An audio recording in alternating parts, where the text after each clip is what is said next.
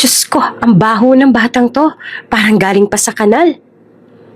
Sigaw ng isang nurse habang pilit iniiwasan ng batang duguan na isinugod sa ER.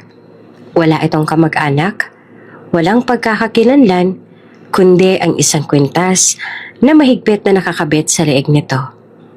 Nang makita iyon ng Dr. Henry Ramirez, namutla siya. Unti-unting nanlamig ang katawan. Hindi pwede. Bulong niya. Nanginginig. Iyon ang kwintas na siya mismong nagsabit sa leeg ng nobya niya. Isang gabi, bago ito na disgrasya at hindi na muling nakita. Anong pangalan ng batang ito? Tanong niya na halos hindi na makapagsalita. Wala pong pangalan, Doc. Kung bago ka pa lang sa channel na ito, mga kwento ni Ate Jane, istorya mo, ikwento ko, huwag kalimutang pindutin ang notification bell at subscribe button. Ilang oras bago mag-cruise ang landas ng dalawa, nakadungaw ang doktor na si Henry sa bintana. Malakas ang ulan, sabayan pa ng kulog at kidlat. Matalim ang kidlat at tumadangundong ang mga kulog. Tila galit na galit ang kalangitan ng mga oras na yon. Napabuntong hininga na lang si Henry at sinulyapan ang kanyang relo. Anong oras na? Paano kaya ako makakauwi nito? Sabay buntong hininga. Mag-aalis 10 na noon ng gabi at wala pa rin ang karelyebo niyang doktor.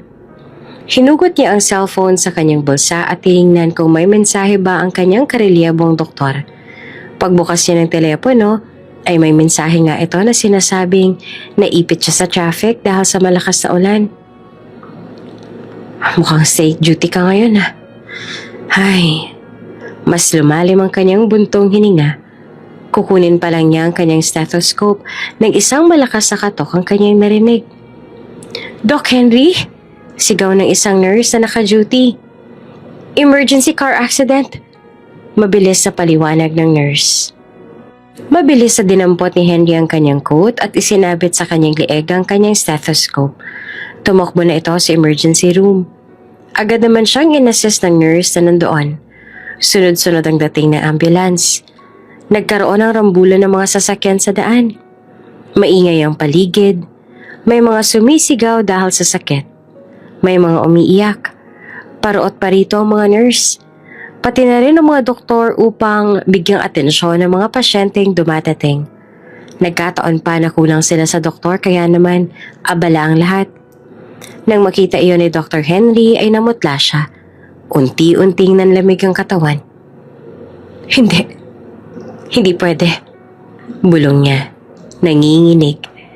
Iyon ang kwintas na siya mismo ang nagsabit sa leeg ng nobya niya. Isang gabi, bago ito na disgrasya, at hindi na muling nakita. Anong pangalan ng batang ito? Tanong niya, na halos hindi makapagsalita. Wala pong pangalan, Doc. Bunso? Bunso? Tawag nito sa bata. May masakit pa sa'yo? Mama ko. Wika nito habang nakapikit ang mga mata. Wala ito sa sarili. Nababalot ng takot ang kanyang mukha. Ang tanging gusto lang nito ay ang makita ang kanyang mama. Doc, may sugat siya sa braso at binte. Sa palagay ko ay tumalsik siya o nahagip ng sasakyang nagrarambulan. Wika ng nurse. Tumango si Henry at siya nang umasikaso sa bata. Wala namang naging malalang sugat ang bata. Maayos ang result ng mga laboratory test at x-ray nito. Nang dahil din sa pagod kakaiyak, ay nakatulog din ito sandali. Nagkaroon lang ito ng sugat at galos. Masyado lang yata natakot sa rambulan kaya ganoon na lang ang kanyang pag-iyak kanina. Matapos bigyan ng pangunang lunas, ay nagkusa na si Henry na asikasuhin ang bata. Wala pa kasing nurse na available upang umasikaso dito. Siya na rin ang kumuha ng hospital gown upang maging pamalit na damit ng bata. Siya na rin ang nagdala sa magiging kwarto nito upang makapagpahinga ito ng maayos. Habang binibihisan ni Henry ang bata upang maging komportable, ay nahinto ito sandali. Tila nakita niya ang kanyang sarili sa itsura ng bata. Mula sa hulma ng mukha nito hanggang sa manipis nitong mga labi. Ang pilik mata nitong malantik at ang kapareho niyang nunal sa malapit sa kanang mata. Para bang pinagbiyak silang bunga. Kumabog ng malakas ang kanyang dibdib, lalo na nang muli niyang makita ang suot nitong kwantas. Sa isang iglap ay huminto ang lahat, pati na rin ang kanyang paghinga. Isang magandang dalaga ang rumihistro sa kanyang isipan. Isang dalagang hanggang ngayon ay hindi niya makalimutan at hindi niya kayang kalimutan kailanman. Reese, wika nito sabay tulo ng luha sa kanyang mga mata. Marahan niyang hinawakan ng kwintas. Ginunita ang mga ngiti ni Reese. Ang mga mata ni Reese na gustong-gusto niyang makitang muli. Hindi niya maiwasan na umusbong ang pag-asa sa kanyang puso na maaaring buhay pa si Reese sa kabila ng aksidenteng dinanas nito 8 taon na ang nakalipas. Hindi siya maaaring magkamali. Ang kwintas sa suot ng batang lalaki ay ang kwintas na ibinigay niya sa kanyang kasintahan na si Reese. Siya mismo ang nagsuot nito sa kasintahan bago ito sumakay ng sasakyan. Ang sasakyang naghatid kay Reese sa huli nitong hantungan. Mama ko! Imik ng batang lalaki at nagsimula na naman itong umiyak. Napakurap si Henry. Bumalik sa realidad. Pinahid ang luha sa kanyang mga mata at gumiti sa harap ng bata. Shh! Bunso! Ako si Doc Henry.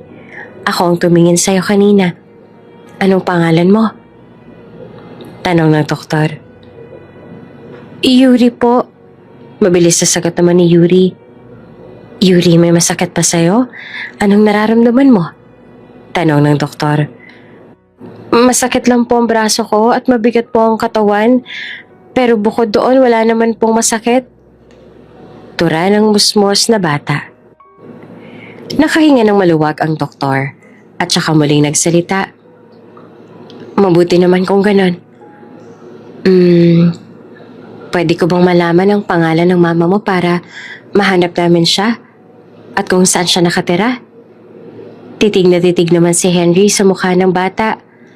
Napupuno ng kaba ang puso ni Henry ng oras na yon. Naghuhumiyaw ang pangalang Reese sa kanyang puso. Umaasang ito ang bibigkasing pangalan ni Yuri, ang pangalan ng kanyang pinakamamahal na babaeng si Reese. Pagbuka ng bibig ni Yuri ay abot langit ang dasal nito.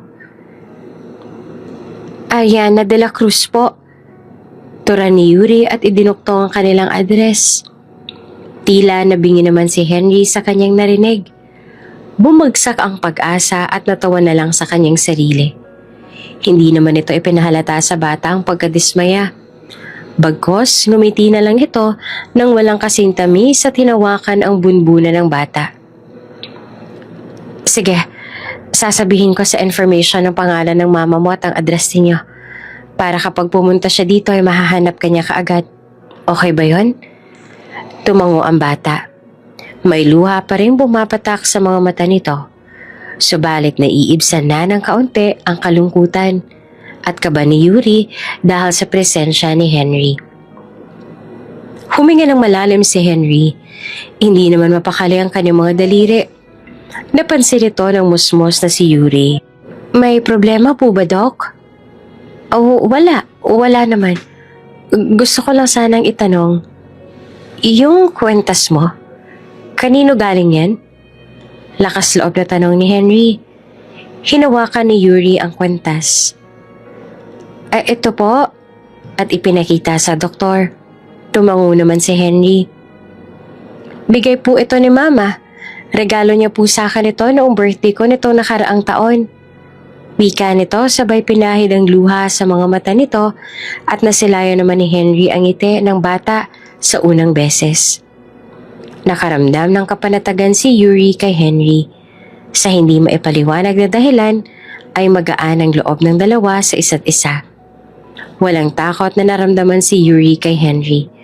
Pakiramdam nito ay sobrang bait na tao ni Henry at si Henry naman ay may kakaibang galak ang nararamdaman habang kausap ang batang si Yuri.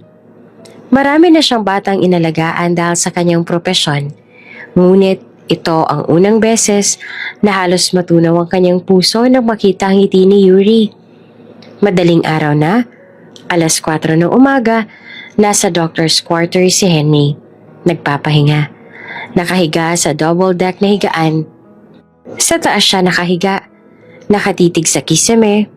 Pagod ang kanyang katawan sa magdamag na trabaho. Bukod kasi kay Yuri ay marami pa siyang inasikasong pasyente. Ngunit sa kabila nito ang kanyang isip ay aktibo pa. Naglalayag ang kanyang diwa. Nakapikit ang kanyang mga mata, ngunit ang kanyang isipan ay sige pa rin ang pagunita sa nakaraan. Bigla itong nagmulat at kinausap ang sarili. Ano ba, Henry? Bakit ka ba umaasa na si Riz ang nanay ni Yuri? Sinabi na nga niyang Ariana ang pangalan ng mama niya, hindi ba? Bakit ba ang kulit mo? Inis itong sabi sa kanyang sarili. Tinapik-tapik nito ang kanyang pisngi at paulit-ulit na sinabi na kalimutan niya na ang nakaraan. Sa 8 taong nakalipas, dapat ay nakamove on na siya sa pagkamatay ng kanyang dating kasintahan. Lahat ng pruweba na wala na si Riz ay inilatag na sa kanya matagal na panahon na. Mula sa nakitang damit na nasunog sa sasakyan hanggang sa DNA results na kanilang pinagawa. Hindi lamang isang beses kundi 3 beses sa iba't ibang ospital pa nila ito pinagawa. At iisa lang ang lumabas na resulta, si Riz, ang nakitang bangkay sa loob ng nasusunog na sasakyan. Habang kinukumbinsi ang sarili na wala na ang kanyang pinakamamahal na si Riz, ay panay ang pagpatak ng kanyang luha. Para siyang batang inagawan ng candy. Para siyang batang inaway ng kanyang kalaro dahil sa paghikbi. Hindi niya mapigilan ang luha sa kanyang mga mata. Ramdam niya pa rin ang sakit na akala niya ay humilom na.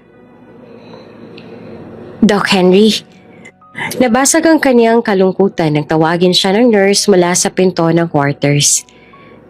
Gising po ba kayo? Wika nito matapos kumatok. Tumikim si Henry bago magsalita. Oo, gising pa ako. Sabay lukso sa double deck at lumapit sa pinto. Bago buksan ng pinto ay pinahid muna nito ang kanyang luha at inayos ang sarili. Pasensya ko na. Ipinikit ko lang sandali ang mga mata ko. May problema ba? Ani Henry pagkabukas ng pinto. Wala naman po, Doc. May babae po kasing hinahanap ang anak niya. Mama raw po siya ni Yuri de la Cruz.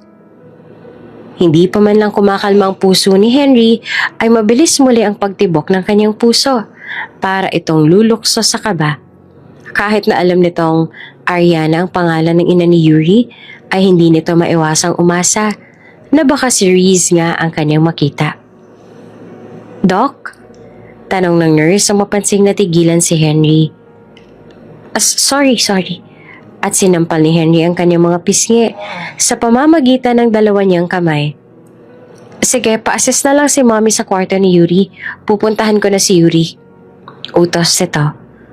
Pagpasok ni Henry sa silid ni Yuri ay mahimbing itong natutulog. Nilapitan niya ito. Naupo sa silya na malapit sa kama at tinitiga ng musmos na bata. Siguro nagkaroon lang kami ng anak ni Riz. Kasing edad mo na rin siya. Nito sabay buntong hininga. Pinalaya na ni Henry ang kanyang isip. Hinayaan niya ng alalahanin niya ang huling sandali niyang magkasama ni Riz habang nakatitig sa batang si Yuri. Nakilala ni Henry si Riz noong sila ay college pa lamang. Magkaiba sila ng department. Laging magkalaban ang kanilang mga college mula first year hanggang fourth year. Ngunit sa mga taong nagdaan, may umusbong na pag-iibigan sa dalawa. Unang beses pa lang na nakita ni Henry si Riz ay pinatibok na nito ang kanyang puso at nakita niya na ang kanyang hinaharap kasama ang dalaga. May masayang pamilya at mga anak, kasamang tatanda at mabubuhay ng masaya. Kaya naman porsigido si Henry na suyuin si Riz at sinuportahan naman ito ng kanyang mga kaibigan, lalo na si Leonard. na sa kabila ng hidwaan ng kanilang mga kurso ay nanaig ang kanilang pag-iibigan at napaibig nga ni Henry si Reese. Hindi naman naging tutol ang matalik nitong kaibigan na si Queenie. Naging masaya ang dalawa hanggang sila ay makapagtapos sa kanilang mga kurso. Ngunit matayog ang pangarap ni Henry. Nais nitong maging tanyag na doktor. Kaya kailangan nitong mag-aral muli at sinuportahan naman ito ng kasintahan niyang si Reese. Habang inaabot ni Henry ang kanyang mga pangarap, ay gayon din ang tinatahak na landas ni Reese. Matapos silang makagraduate ay humanap ito kaagad ng trabaho. Kahit abala sa kanilang mga pangarap sa buhay, ay humahanap pa rin si Henry at Reese ng oras para magkita. Surprise! Reese? Gulat na sabi ni Henry nang makita ang kasintahan. Hindi mo naman sinabi na pupunta ka. Dapat nakapagpaalam ako ng mahabang break o kaya day off. Ang layo nitong ospital na to, sino kasama mo? Hindi ka ba nahirapan sa biyahe? Paano ang trabaho mo? Sunod-sunod na tanong ni Henry matapos hagkan ng kasintahan at yakapin ng mahigpit. Hindi na yung surprise kapag sinabi ko. At saka may tinatawag po kayang leave. Hello? Ngiting-ngiting sabi naman ni Reese. Hindi naman maitago ni Henry ang kanyang saya. Kilig na kilig din ang mga nurse na nakakita. Ultimo mga doktor at ilang mga pasyente. Sige na Henry, mag-out ka na. Kami nang bahala sa mga pasyente mo. Pero hindi buo ang araw mo ngayon, ha? Nakangiting sabi ng kanilang head doctor. Opo, Doc. Salamat po. Abot ay nga naman ang ngiti ni Henry at paulit-ulit ang pasasalamat sa mga nag-cover up ng kanyang duty. Namasyal, kumain at nagkwentuhan ng dalawa hanggang gabi. Sinulat ang mga oras na sila ay magkasama. Hindi binibitawan ni Henry ang mga kamay ni Reese. Titig na titig din ito sa mukha ni Reese at ayaw mawaglit sa kanyang mga paningin dahil alam niya sa kanyang sarili na matagal na ulit niyang mahahawakan ng mga ito. At ilang buwan pa niya muling makikita ang maamong mukha ng kasintahan. Lumubog na ang araw, sumapit na ang gabi, kailangan na umuwi ni Reese. Hay, matagal pa ulit bago kita makikita. Mayayakap at makakasama. Malungkot na sambit ni Reese habang hawak ang kamay ng kasintahan. Hinatak naman ang marahan ni Henry si Reese papalapit sa kanya at niyakap ng walang kasing higpit. Tiis-tiis lang muna tayo, Reese. Para sa future naman natin ang lahat ng to. Basta, sundin mo palagi ang mga bilin ko, ha? At pasensya ka na. Ani Henry habang yakap ang kasintahan. Habang nasa ganoon silang posisyon, ay may hinugot na maliit na kahon si Henry mula sa kanyang bulsa. Isang kwentas na may pendant ang laman. Kinuha niya ito at kumala sa pagkakayakap, tsaka pinakita ang kwentas sa kasintahan. Nagningning ang mga mata ni Reese nang makita ang kwentas. Gandang-ganda ito. At hinayaan si Henry na isuot ito sa kanya. Ang ganda! Wika ni Reese habang pinagmamasdan mula sa kanyang leeg ang pendant. Next month ko pa dapat ibibigay yan, kaso lang, pakiramdam ko hindi ko na siya dapat patagalin pa. Muling niyakap ni Henry ang kasintahan. Tikim naman ang driver ni Reese. Ma'am Reese, kung bukas na lang kaya tayo umalis. Mukhang bitin ang maghapon para maibsan ng pagkakasabik niyo sa isa't isa eh. Biro pa ng driver. Natawa ang dalawa pati na rin ang driver. Doc? Wika ni Yuri. Natapos ang pagbabalik tanaw ni Henry nang tawagin siya ni Yuri. Yes, Yuri. May masakit ba sa'yo? Umiling si Yuri. May kumakatok po sa pinto. Bubuksan ko na po sana yung pinto kaso lang po, masakit po yung mga binti ko po. Hindi ko po magalaw ng maayos. Tura ni Yuri. Narinig nga ni Henry ang katok. Pati na rin ang pagtawag ng nurse. Nginitian ni Henry ang bata at humingi ng paumanhin. Matapos ay pumunta na ito sa may pinto upang pagbuksan ang nurse. At dito na nga nagtatapos ang ating kabanata. Sino kayang nag-aabang sa likod ng pinto? Maaari nga bang tama ang hinala ni Henry na may kaugnayan siya kay Yuri at sa ina nito? Abangan sa susunod na kabanata. Kung bago ka pa lang sa channel na ito, mga kwento ni Ate Jane, Story Mo, Ikwento Ko, huwag kalimutang pindutin ang notification bell at subscribe button. Tao po, tawag ni Henry mula sa labas ng isang bahay. Matapos tumawag ng ilang beses ay nagbukas na ang pinto. Bumungad si Yuri at nagulat ito sa pagdalaw ng doktor. Agad ni itong pinapasok, hinainan ng tubig at biskwit na inutang pa muna nito sa tindahan. Kung bago ka pa lang sa channel na ito, mga kwento ni Ate Jane, Story Mo, Ikwento Ko, huwag kalimutang pindutin ang notification bell at subscribe button. Doc, ito na po ang mama ni Yuri. Wika ng nurse. Nasa likod ng nurse ang ina ni Yuri. At sa kanyang paghakbang papuntang gilid ay halos mawalan ng kulay si Henry sa kanyang nakita. Reese? Wika nito. Ha? Wikang tanong ni Ariana. Hindi Reese ang pangalan ko. Ariana, ako ang mama ni Yuri. Siya yung pasyente sa loob ng kwarto to, di ba? Oh, sorry. Kahawig mo kasi si Reese. Yung kakilala ko. Bawi ni Henry. Namula ito sa hiya at napahawak sa kanyang noo. Okay lang, Doc. Pwede ko na bang makita ang anak ko? Oo naman. Pasok kayo sa loob. Gising na rin siya. Wika ni Henry. Pumasok na sa loob ang dalawa. Umalis na ang nurse sa kasama ni Reese upang tingnan ng iba pa niyang pasyente. Mama! Tuwang-tuwang sabi ni Yuri na masilayan ng kanyang mama. Agad na yumakap naman ang bata sa kanyang mama nang nakalapit ito sa kanya. Mahigpit na mahigpit. Mama, sorry po kung umalis ako ng bahay kahit malakas ang ulan. Akala ko po kasi makakauwi po ako kaagad kaso bigla pong lumakas yung ulan eh. Tapos patawid na po ako. Biglang nagbanggaan yung mga sasakyan. Kwento ng musmos na si Yuri habang umiiyak. Okay lang anak, ang mahalaga ligtas ka. Ani naman ni Ariana, na tuloy-tuloy naman ang pagpatak ng mga luha. Bumaling ito kay Henry na kasalukuyang nakatitig sa mag-ina. Doc, ano pong lagay ng anak ko? Nasaktan ba siya? Nabalian ba siya? Sunod-sunod na tanong naman ni Ariana. Huwag po kayo mag-alala, Mommy. Kaunting galos lang po ang natamo ni Yuri. Yun nga lang po dahil sa pagkabagsak niya, nagkaroon siya ng muscle strain sa binti niya. Pero wala naman pong dapat ikabahala.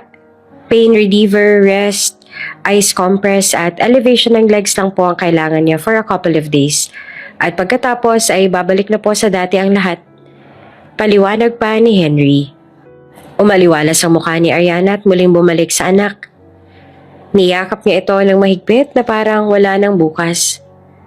Salamat naman sa Diyos at ganito lang ang nangyari sa'yo. Ikakamatay ko kapag nawala ka sa akin, anak. Ani ni Ariana.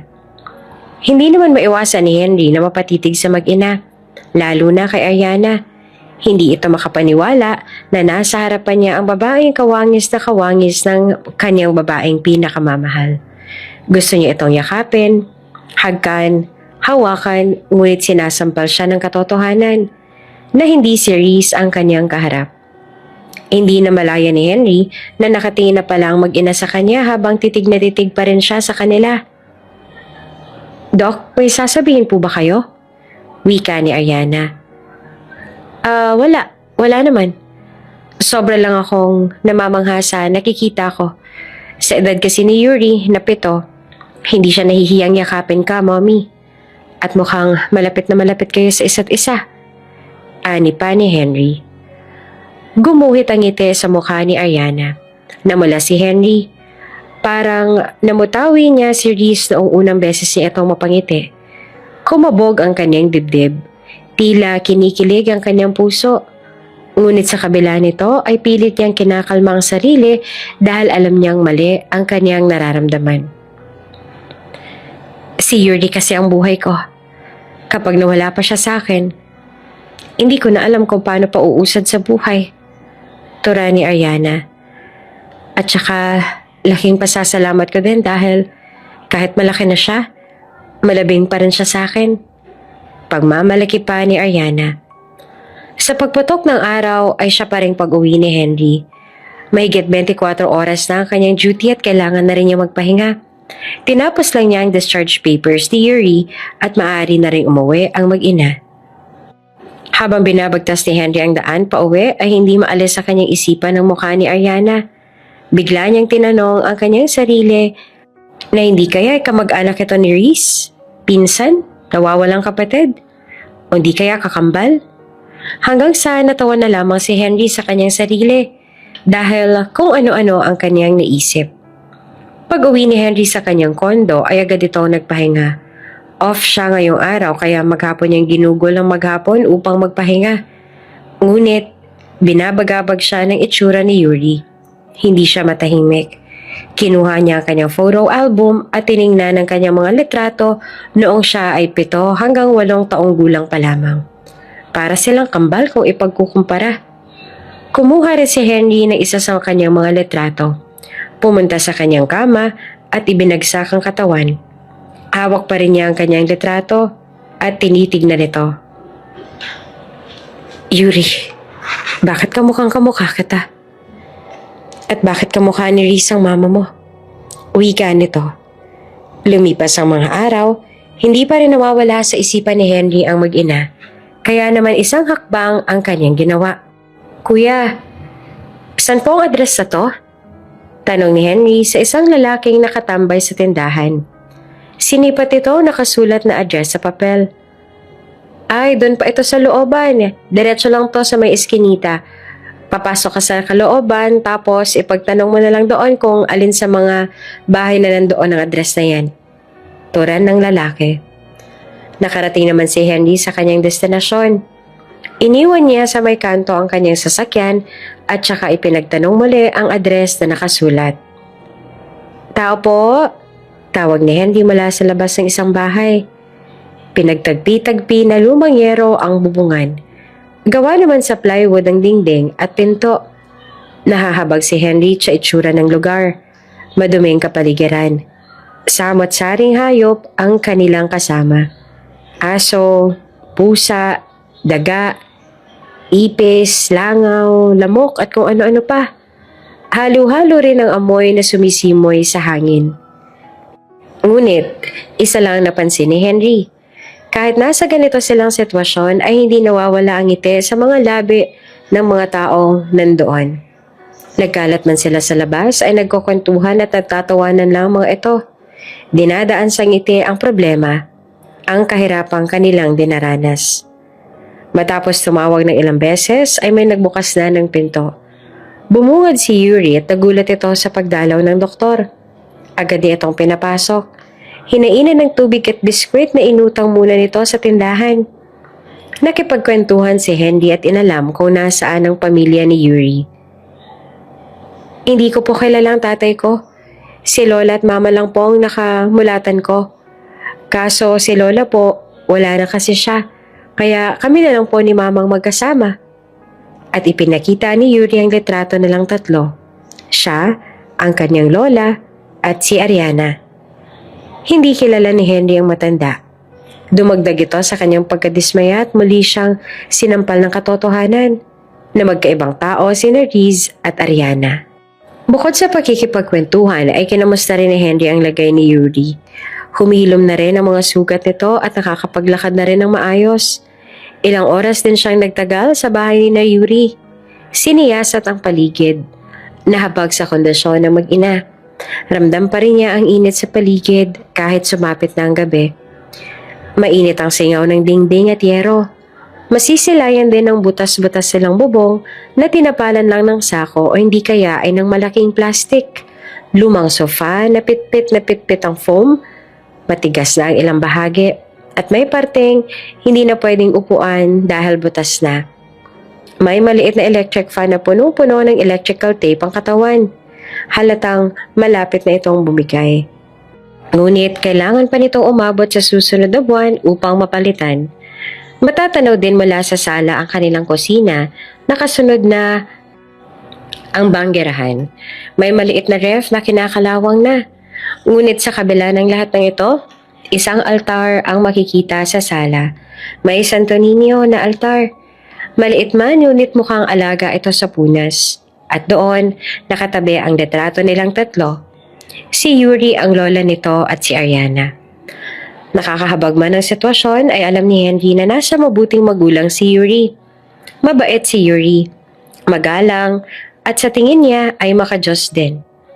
Hihintayin pa sana ni Henry ang pag-uwi ni Ariana, ngunit naririnig na naman ito ang pagkulog. Mukhang nagbabadya na naman ang malakas na ulan. Sinamahan ni Yuri si Henry kung saan ito ipinarada ang sasakyan. Ngunit malayo pa lang sila ay napatakip na ang kanyang bibig at huminto sa paglalakad si Yuri. "Naku po," wika ni Yuri sabay turo ng sasakyan nakaparada sa isang tabi. "Dok, sa inyo po bang sasakyang yun?" Sinanda naman ng tingin ni Henry ang kamay ng bata at sasakyan niya ang tinutukoy nito. Napakamot na lang siya sa nakita. Saan na napunta ang gulong ko?" Ani nito. Bumalik ang dalawa sa bahay. May kalayuan ng talyer at hindi nila pwedeng itulak ang sasakyan papunta doon. Kaya naman minabuti ni Yuri na bumalik muna sila sa kanilang bahay. Tinawagan naman ni Henry si Leonard upang siya ay sunduin sa kanyang kinaroroonan. Dok, pasensya na po pero wala akong may ihain sa inyo kung hindi tubig. Wala pa po kasi si Mama. Pero sigurado po ako mamaya andito na po siya. Sinaing pa lang po meron kami. Sana may dalang ulam si Mama para mapagsaluhan po natin sa hapunan. Ani ng bata. Nakaramdam naman ng hiya si Henry. Alam niyang salat na ang mag-iina sa pang-araw-araw. Matapos ay kailangan pa nilang intindihin at makihati sa kanilang kakainin. Teka, may kukunin lang ako sa sasakyan. Babalik din ako. Paalam pa ni Henry. Sasamahan pa dapat ni Yuri si Henry ngunit tumanggi ito. Sandali lang naman siya at alam naman niya ang daan papunta sa kanyang sasakyan. Ngunit imbes na puntahan ang kanyang sasakyan ay naglakad-lakad ito palabas ng eskinita. Humanap ng mabibilhan ng lechong manok o hindi kayang karinderya na may masarap na ulam. Habang naglalakad ay isang pamilyar na babae ang kanyang nakita. May hawak na sigarilyo, makapalang make-up na daig pa ang sasagala, may mapulang labi na animoy kumain ng pintura gum na kulay pula. Hapit na hapit ang suot na damit ng taas at hanggang singit ang suot na pambaba. Ariana? Bulong nito. Marahang lumapit si Henry kay Ariana. Nakatayo ito at nakasandal sa pader. Kahilera ng mga babaeng katulad niyang manamit. Tinapatan si Ariana at tinitigan. Hindi siya napansin ni Ariana noong una. Ngunit matapos itong ibuga ang usok sa kanyang bibig, ay napabaling siya sa kinatatayuan ni Henry. "Hi!" bati ni Ariana. "Ariana!" tawag ni Henry. Nanlaki naman ang mga mata ni Ariana. Hindi niya akalaing makikilala siya ni Henry sa kanyang itsura. Umalis ito sa pagkakasandal at tumayo. Nilapitan si Henry, pinulupot ang braso ni Henry at kunyaring customer na pumake-up sa kanya. Nang makalayo na ang dalawa, malayong malayo sa mga kasama niya, ay tsaka kumala si Ariana. Dumistan siya kay Henry at nilamon ng hiya. "Dok, anong ginagawa niyo po dito?" tanong ni Ariana. Sumandal si Henry sa bakal na railings ng tulay. May kahoy itong tapakan na may patlang ang ibang baitang. Sa liwa naman ang pwesto ni Ariana. Nakaharap ito sa railings na nakatanaw sa mga ilaw ng gusaling matatanaw mula sa kanilang kinatatayuan. "Binisita ko ang pasyente ko. Kinamusta ko. Tapos tinakaw ang mga gulong ng sasakyan ko. Mamaya pa ako masusundo ng kaibigan ko para mahatak na rin ang sasakyan ko." Tura naman ito. Tumangutango si Ariana. Sa totoo lang ay wala naman siyang pakialam sa dahilan ng doktor kung bakit siya nandoon. Ang inaalala niya ay yung magiging tingin nito sa kanyang anak. Matapos itong malaman ang kanyang trabaho, mabuhay lamang ang kanyang anak. Huminga naman ng malalim si Ariana. Humugot ng maraming lakas ng loob. At sa isang iglap, nakita na lang ni Henry si Ariana na hinahalikan siya sa labi. Nakayakap ang manipis itong braso sa kanyang bewang at magkadikit na magkadikit ang kanilang mga katawan. Hindi niya alam ang gagawin. Hindi niya alam kung kakalas ba siya o hahayaan na lang si Ariana sa kanyang ginagawa. Ngunit sa huli mas pinili ni Henry na marahang kumalas sa halik ni Ariana at paghiwalayin ang katawan nilang dalawa. Pagkakalas nilang dalawa ay bumuhad ang mga luha ni Ariana. Doc, please, huwag niyo pong sasabihin sa anak ko ang trabaho ko. Ayoko kung kasuklaman niya ako at pandirihan sa ginagawa ko. Alam kong mali. Alam kong pwede akong humanap ng disenteng trabaho pero sa hirap ng buhay kailangan kong kumapit sa patilim para makausad ho kami sa buhay. Umiiyak nitong sabi. Gusto ko magpalamon sa lupa dahil nakita mo akong ganito. Isang bayaran. Hiyang-hiya ako dahil sa kabila ng kabutihan mo. Heto ako. Galing sa maruming trabaho. Kumukuha ng pera para buhayin ng anak ko. Pinahid naman ni Henry ang mga luha ni Ariana. Alam nitong nalalaman si Ariana ng hiya. At ang sinasabi nitong hiya sa kanya ay nanggagaling sa pagbabayad ni Henry ng bills ni Yuri sa ospital. Ginawa yun ni Henry dahil malaki ang paghanga niya kay Ariana. Natutuwa siya sa pagmamahal ng mag-iina sa isa't isa. Subalit maaaring masira ang lahat dahil sa nakita ni Henry si Ariana bilang isang bayaran. Don't be, wika ni Henry sabay ngiti kay Ariana. Matapos ay gumaya na rin ito sa posisyon ni Ariana kanina. Humarap sa railings at tinanaw ang mga ilaw ng gusali. Nakatayo pa rin si Ariana, punong-puno ng pagtatakang muka. Hindi kita kilala ng lubusan. Ganon ka din sa akin. Kaya, sino naman ako para husgahan ka? Dugtong nito. Bumuhos ang luha ni Ariana. Parang natunaw ang kanyang puso sa mga sinabi ni Henry sa kanya. Pero, pwede mo bang ikwento sa akin bakit ka napunta sa ganitong sitwasyon? Tanong ni Henry kay Ariana. Matapos mga anak ay matyagang naghanap ng trabaho si Ariana. Mula sa pagiging dishwasher, janitress, waitress at kasambahay ay pinasok niya magkaroon lang ng marangal na trabaho. Ngunit dahil sa angkin niyang ganda ay palagi siyang pinagkakaisahan. Sa bawat trabaho na kanyang pinapasukan ay palaging may naiinggit sa kanya at siya ay sinisiraan. Maswerte na sana siya nang siya'y makapasok na labandera sa isang mayamang pamilya. Ngunit ang anak na lalaki naman ng kanyang amo ay muntik na siyang pagsamantalahan. At siya ay nagsumbong.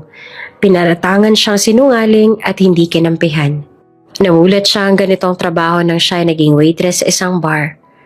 Habang nagsiserve ng alak ay may nagtitable sa kanya. Nagkataon na malubaha ang sakit ng kanyang nanay na lola naman ni Yuri. Wala sila ni isang kusing. Kaya nilinok niya ang lahat at nakipagsiping sa isang lalaking hindi niya mahal. Hindi niya kilala at ginamit siya magdamag. Malaking halaga ang kanyang nakuha.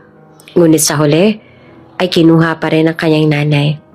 Walang nagawa ang perang kanyang nakuha. Ayaw na sanang bumalik ni Ariana sa bangungot na yon. Ngunit tuwing nakikita niya si Yuri na walang makain o hindi makapasok sa eskwela, ay tila may bumubulong sa kanya na ito ang tanging solusyon upang magkaroon siya ng pera. Hihiga lang siya, bubuka ka, at pera na agad. Habang nagkukwento si Ariana ay bumibigat naman ang pakiramdam ni Henry. Hindi niya magawang titigan si Ariana. Para siyang sinasakal ng bawat pangyayaring nararanasan ni Ariana. Gusto niyang magalit. Gusto niya sabihin marami namang paraan. Ngunit wala siyang karapatan. Hindi ko to ipinagmamalaki. Ikinakahiya ko to. Pero, kahit na ibenta ko ata ang buong pagkatao ko, hindi pa rin sapat eh. Hindi pa rin kami makaalis-alis sa lugar na to. Napabuntong hininga si Ariana. Pero kahit na ganon, nakakapasok na si Yuri sa eskwela. Tapos palagi na rin kami may bigas sa bahay. May kuryente na kahit papaano at nakakakain na ng 3 beses sa isang araw. Wala na rin kaming utang sa tindahan. Hindi nga lang palaging karne ang ulam pero hindi na kami nag-uulam ng toyo at mantika. At pilit itong tumawa. Kaya hanggat maaari, Sobrang kapal ng kolorete ko sa mukha tuwing gabi para walang makakilala sa akin. Hindi rin nila alam ang tunay kong pangalan. Kaya laking gulat ko kanina dahil nakilala mo ako sa kabila ng itsura ko. Wika ni Ariana. Napayo ko si Henry. Sa totoo lang, hindi mo makikilala si Ariana sa kanyang ayos kanina. Ibang-iba ang kanyang tindig at kilos. Malayong-malayo sa Ariana ang nakilala niya sa ospital. Mahinhin at simple lang. Ngunit may ibang koneksyon si Henry kay Ariana dahil kay Reese. Nakikilala niya kaagad ito dahil kawangis niya nga si Reese mula ulo hanggang paa. Kahit pa siguro gaanong kakapal ang make-up na gawin ni Ariana, ay makikilala at makikilala pa rin siya ni Henry. Hindi ko rin alam. Basta alam ko lang na ikaw yung nakita ko. Tura ni Henry sabay baling kay Ariana. Tara na, umuwi na tayo sa inyo. Aya ni Henry. Bago umuwi ay pinapasok muna ni Henry si Ariana sa loob ng kanyang sasakyan. Nagbihis muna ito at pinura ang make-up. Matapos ay bumili na sila ng ulam nilang tatlo na pwedeng pagsaluhan. At dito na nga nagtatapos ang ating kabanata. May pagbabago kaya ngayong alam na ni Henry ang trabaho ni Ariana? At sino nga ba si Ariana? Ano at sino ang tunay niyang katauhan? Abangan sa susunod na kabanata. Kung bago ka pa lang sa channel na ito, mga kwento ni Ate Jane, Story Mo, Ikwento Ko, huwag kalimutang pindutin ang notification bell at subscribe button. Oh, Leonard, tulala ka dyan. At talagang ako pang pinag-drive mo ah. Sumbat ni Henry sa kaibigan. Henry, sa nakita ko, sino hindi matutulala? Sigurado ako si Reese yung nakita ko. Yung hilatsa ng mukha niya. Hanggang sa kilos niya. Alam kong si Reese yun. Leonard, maniwala ka man o sa hindi. Ganyan din ang reaksyon ko nung unang beses kong nakita si Ariana. Kung bago ka pa lang sa channel na ito, mga kwento ni Ate Jane, Story Mo, Ikwento Ko, huwag kalimutang pindutin ang notification bell at subscribe button. Mama! Salubong ni Yuri sa ina. Sabay hinalikan nito sa pisngi. Doc Henry, akala ko po umuwi na kayo. Sabi niyo sandali lang kayo. Tanong naman ni Yuri sa doktor. Nagkatinginan ng dalawa matapos ay siya bumaling si Henry kay Yuri. Nagkita na kasi kami ng mama mo sa daan tapos nagpasama na akong bumili nito. Sabay taas ng isang plastic. Agad naman na naamoy ni Yuri ang bagong lutong lechong manok. Wow, talaga po. Yan po ang ulam natin ngayon.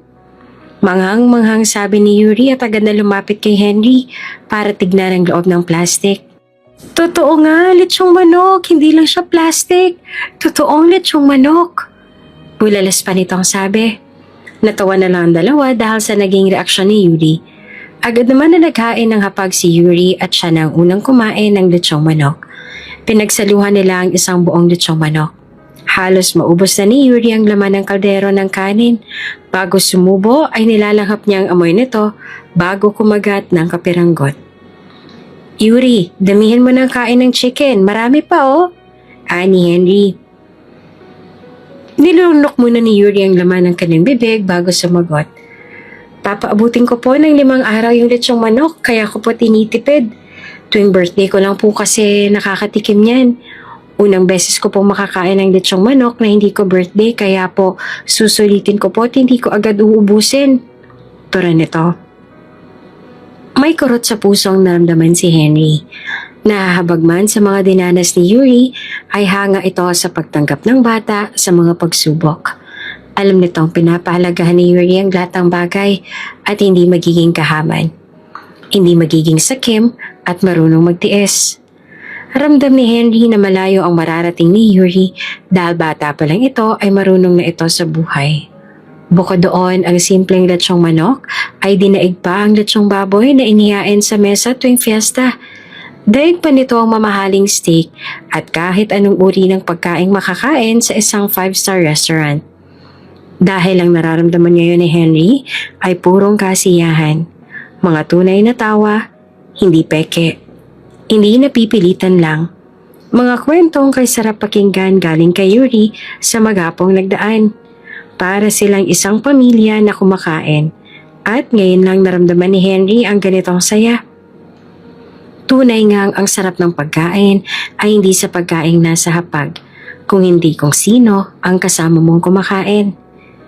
Nasa sasakyan na si Henry kasama ni Leonard ang kanyang matalik na kaibigan. Kasama din niya ito sa ospital. Si Henry ang nag-drive ng sasakyan ni Leonard. Nadala na rin na sa talyer ang kanyang sasakyan. "Oh, Leonard, tulala ka dyan. At talagang ako pa ang pinag-drive mo, ha?" Sumbat ni Henry sa kaibigan. "Henry, sa nakita ko, sinong hindi matutulala? Si Reese yun, sigurado ako. Yung hilat siya ng mukha niya. Hanggang sa kilos niya, alam kong si Reese yun." Natawa na lang si Henry. Ngayon, alam niyang hindi lang siyang nalito nang makita niya si Ariana. "Leonard, maniwala ka man o sa hindi, ganyan din ang reaksyon ko nung unang beses kong nakita si Ariana. Ilang gabi ako hindi makatulog. Ilang araw akong balisa. Hindi ko alam kung nababaliw na ba ako o totoong kamukhang kamukha ni Ariana si Reese." Sabay ngisi. "Kaya ba nandito ka sa lugar na to?" Biglang tanong ni Leonard. Ang pagngisi ni Henry ay napalitan ng seryosong muka. "Oo, inalam ko kung anong buhay ang meron si Ariana. Nakakatawa mang pakinggan. Naisip ko na baka kakambal ni Reese si Ariana kaya ganun na lang ang pagkakahawig nila. Kaso nabigo ako." Malungkot na tura ni Henry. Napatitig si Leonard kay Henry. Baka sa mukha nito ang lungkot. Kaya pati siya ay nahawa dito. Nakakuha si Henry ng simpatsya galing sa kaibigan. Kahit na maraming taon ang nakalipas, ay mukhang sariwa pa din ang sugat ng nakaraan. Matapos bigyan ni Henry si Reese ng kwentas, ay binagtasan nito ang daan pa uwi. Magkatawagan pa sila noon. Naririnig pa ni Henry ang pang-aasar ng driver ni Reese sa kanilang ginagawa. Ang tawa ni Reese, ang malambing nitong boses at ang hindi maubos nitong kwento. Nang bigla na lang siyang nakarinig ng isang malakas na tunog. Nagawa pa niyang ilayo ang kanyang telepono sa kanyang tenga sa sobrang lakas nito.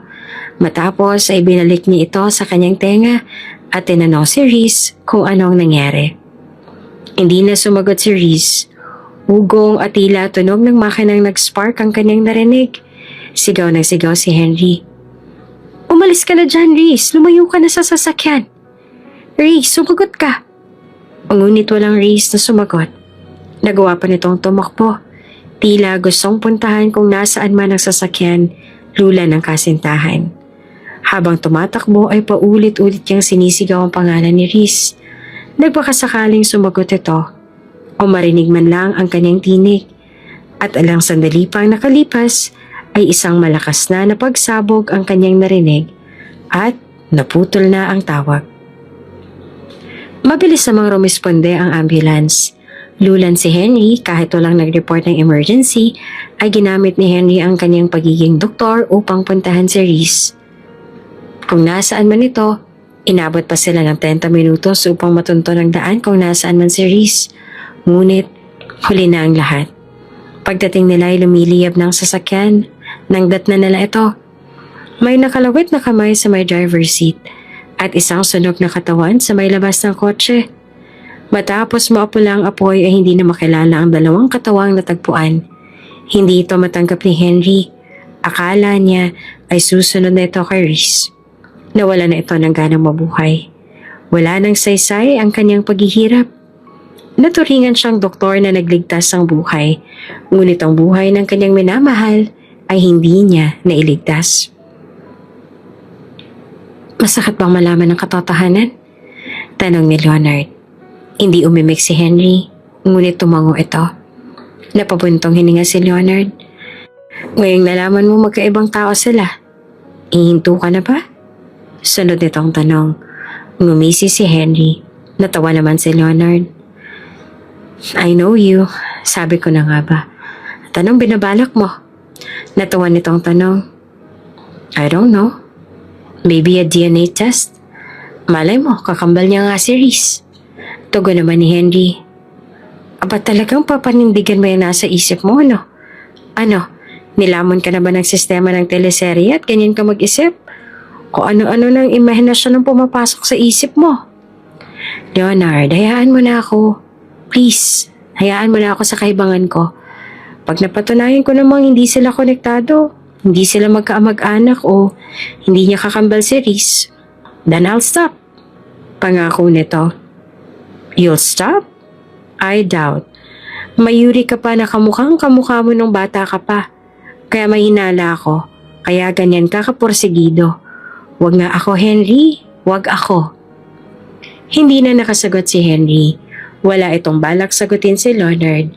Ayaw niya nang humaba pa ang kanilang usapan. Nabalot ng katahimikan ang sasakyan hanggang sa may biglang naalala si Leonard. Henry, hindi naman sa sinisiraan ko ang eagerness mo tungkol kay Ariana. Ipapaalala ko lang sa'yo, si Queenie. Baka lang nakalimutan mo siya. Napakagat ng kanyang labi si Henry. Alam ko, hindi ko siya makakalimutan. Alam ko ang past is past, pero hanggang ngayon, si Reese pa rin ang sinisigaw ng puso mo. Dugtong ni Leonard. Ayoko po munang isipin yun sa ngayon. Ang importante sa akin ngayon ay malaman ko kung tama ba o mali ang kutob ko. Wika ni Henry. Samantala, sakay ng isang private plane, lula nito ang isang sikat na dermatologist na si Queenie De Vera. Galing ito sa isang conference kung saan lumahok ang mga sikat na dermatologist sa iba't ibang panig ng mundo. Nakalapag na ang eroplano. Isinusulong na rin ng mga empleyado ng airport ang hagdanan kung saan bababa ang mga pasahero. Nang maayos na ang lahat ay binuksan na ang pinto. Ilang sandali pa at lumabas na ang isang magandang babae. Maputi, makinis, matangos ang ilong, may matapang na mukha, ngunit palaging suot ang ngiti sa mga labi. Naka-shades ito ng mamahalin, naka-scarf ang leeg. Mapustura at tila masisilaw ka sa kanyang puti at ganda. It's nice to be back. Nito bago bumaba ng eroplano. Nag-alangan man ay sinuportahan ni Leonard ang kaibigan. Alam man niyang pwede silang mapahamak ay katuwang pa rin si Leonard ni Henry sa pagkilala kay Ariana. Wala ng araw na yon na hindi na nawala ng koneksyon sina Henry at Ariana. Noong una ay para kay Yuri upang i-monitor ang lagay nito. Ngunit kanalaunan ay tila hindi lamang si Yuri ang pakay nito, kung hindi upang makita si Ariana. Araw-araw, masilayan ang kawangis na mukha ng dating kasintahan. Ariana, kamusta yung interview? Tanong ni Henry nang nakita ito na si Henry sa pasilyo. Nasa ospital si Ariana. Nag-a-apply ito bilang orderly sa ospital. Sinadya namang abangan ni Henry si Ariana sa pasilyo kung saan ito dadaan. Ayos naman. Nanginginig na itong sabi. Kahit nakacentralize ang aircon ng ospital ay namamawi sa mga kamay ni Ariana. Napansin naman ito ni Henry dahil panay ang pagpuna si Ariana ng kanyang mga kamay sa hawak nitong panyo. Ngunit ang hawakan ni Henry ang kamay ni Ariana ay tila kasing lamig ito ng yelo. Yun totoo. Ayos ka lang ba? Bakit nanlalamig ka? May sakit ka ba? Sunod nitong tanong ni Henry. Kumalas si Ariana sa hawak ni Henry. Nahihiya ito dahil alam niyang basa ang kanyang kamay gawa ng pawis. Wala. Sobre kasi akong kinabahan kanina. Hanggang ngayon na kinakabahan pa rin ako. Tugon nito na medyo nauutal pa sa pagsasalita. Unang beses ko kasing may interview ng ganito eh. Hindi ko alam ang gagawin at isasagot ko. Natataranta tuloy ako. Dagdag pa ni Ariana. Tubig, gusto mo ng tubig? Teka, ikukuha kita sandali. Pero sa kabila ng mga yon, natanggap ako. Biglang sabi ni Ariana. Lalakad na sana si Henry upang kumuha ng tubig nang biglang magsalita si Ariana. Napahinto ito at nagulat sa narinig. Ano? Natanggap ka? Tumango si Ariana. Medyo nanginginig pa ang kanyang labi, ngunit pinilit nitong umiti. Talaga? Tanggap ka na? May trabaho ka na?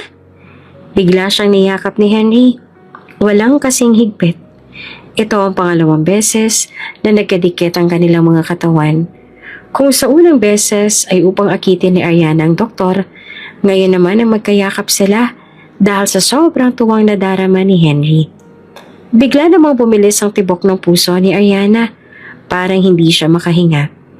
Hindi dahil sa higpit ng yakap ni Henry, kung hindi dahil sa gulat na para bang sabik na sabik din siya sa mga yakap ni Henry. Bigla namang naguluhan si Ariana sa kanyang sarili. Biglang narito. Tila naramdaman niya na noon ang ganitong saya, ang ganitong pakiramdam. Dok, teka lang Dok. Wika ni Ariana na hindi makagalaw dahil sa higpit na yakap ni Henry. Doon lang natauhan si Henry at napagtanto na masyado siyang natuwa sa nangyari. Hindi niya naisip ang mga sumunod niyang ginawa. Nagkusa ang kanyang katawan at nakalimutang si Ariana ang kanyang kaharap. Hindi ang dating kasintahan. Agad itong kumalas at humingi ng paumanhin kay Ariana. Sorry, natuwa lang ako para sa'yo. Nabalot ng panandali ang katahimikan ng dalawa. Ngunit binasag din agad ito ni Henry. Masaya ako dahil sa wakas, pwede mo nang iwan ang ginagawa mo. May marangal ka ng trabaho. Pwede mo nang iwan ang madidilim na eskinita. Pwede mo nang itapon ang mga make-up at damit na tinatago mo sa tokador. Pwede ka nang mabuhay ng walang tinatago. Ani ni Henry. Namula naman si Ariana. Ngunit mabilis siya itong naikuble ng maramdaman niyang nagingit-ngit na ang kanyang pisngi. Yumuko ito kaagad at saka nagpasalamat sa doktor. Maraming salamat, Dok. Sobrang dami niyo na akong naitulong sa aming mag-ina mula nung nagkakalala tayo. Mula sa bill ni Yuri dito sa ospital hanggang dito sa paghahanap ko ng marangal na trabaho. Maraming salamat po talaga. Salamat din po dahil hindi niyo ako hinusgahan. Hindi niyo ako pinandirihan. Alam ko po hindi tama ang ginawa ko noon. Pero heto kayo. Tinulungan mo pa rin ako makabangon. Huwag po kayo mag-alala. Pagbubutihin ko po sa trabaho. Hindi ko po kayo ipapahiya. Matapos ang tagpong yon, ay hindi maipaliwanag ni Henry ang sayang nararamdaman. Sa kanyang buong shift ay suot nito ang ngiting ngayon lang muling nakita ni Leonard. Doc Henry, sabihin mo nga, anong meron at ngiting-ngiti ka? Parang wala kang kapaguran ah. Samantalang ang dami mong pasyente at hindi mo ubos-ubos ang pila ng mga nagpapacheck up sa'yo. Hindi ka ba napapagod? Tanong ni Leonard. Nasa quarters ang dalawa. Pauwi na si Leonard. Samantalang si Henry naman ay kailangan mag-extend dahil sa isa pa niyang pasyente. Ha? Ano pinagsasasabi mo? Palagi naman akong ganito. Tura ni Henry na hindi pa rin maalis ang ngiti sa kanyang mukha. Maliwalas ang mukha nito na parang papasok pa lang sa trabaho. Samantalang si Leonard ay hindi na maipintang mukha sa pagod. Gayong sabay-sabay lang naman silang pumasok. Ngumisi si Leonard at biglang may naalala. Ay, parang alam ko na kung bakit ganyan ang ngiti mo. Napalingon si Henry sa kaibigan at bakas ang katanungan sa kanyang mukha. Wala to, bahala ka na nga dyan, ani ni Henry. Samantala, nasa bahay na si Ariana. Bumili ito ng 3 perasong pritong manok bago umuwi. Ito lang kasi ang kasya sa pera niya. 2 para kay Yuri at 1 para sa kanya. Wow, Mama! Ano pong meron at may fried chicken po tayo? Tanong ni Yuri. Kakauwi lamang nito galing eskwela. Wala naman, gusto ko lang kasing i-celebrate ang araw na to dahil may regular na trabaho na ako. Nakangiting sabi ni Ariana habang inihain ang kanin sa kanilang munting mesa. Talaga po, Mama? Saan naman po? Naupo na si Yuri sa kanyang pwesto. Tapos na rin si Ariana sa paghahain at naupo na rin ito sa tabi ng anak. Sa ospital, orderly ang trabaho ni Mama. Ako yung mga nag-aalalay sa mga pasyente sa pag-akyat sa hagdan, kukuha ng wheelchair at kung ano-ano pa. Paliwanag ni Ariana. Kahit hindi maintindihan ni Yuri ang salitang orderly, ay manghang-mangha ito sa trabaho ng kanyang ina. Ang galing naman po noon, Mama. Pero saang ospital naman po? Naalala mo ba yung ospital kung saan ka dinala noong na-aksidente ka? Doon ako nag-a-apply. Bukod doon, tinulungan ako ni Doc Henry makapasok doon. Kaya sa susunod na punta niya dito, pakainin natin siya ng masarap na ulam, ha? Tulungan mo akong ipagluto siya. Ani ni Ariana. Sige po, Mama, tutulong po ako. Tapos kakain tayo ng sabay-sabay. Magkukwentuhan tayo at magtatawanan. Para tayong buong pamilya. Wika pa ni Yuri. Nahinto si Ariana tila parang may tumusok na maliit na aspile sa kanyang puso matapos marinig ang sinabi ng anak. Tulad ng ipinangako ni Ariana kay Henry, ay pinagbuti nito ang kanyang trabaho. Kahit anong iutos sa kanya, ay kanyang sinusunod ng walang reklamo. Mabilis siyang matuto at magiliw sa mga pasyente, lalo na sa mga bata. Kaya naman, paboritong siyang tawagin ng mga ito. Kaaliwan din siya ng kanyang mga trabaho dahil mabait at malalahanin si Ariana. Ariana, tawag ni Henry. Ano po yun, Doc? May kailangan po ba kayo? Tanong ni Ariana. Kalalabas lang ni Ariana sa isang silid. Inihatid nito ang batang pasyente sa loob. Kumain ka na ba? Tanong ni Henry. Hindi pa po pero ayos lang po ako. Hindi pa naman po ako na. Biglang inabutan ni Henry si Ariana ng mamon. Oh, kumain ka na. Hindi masamang mag-break. Ani nito. Bigay namin yan ni Leonard. Sabay alis.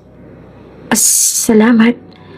Mahinang sabi ni Ariana habang sinusundan ng tingin si Henry.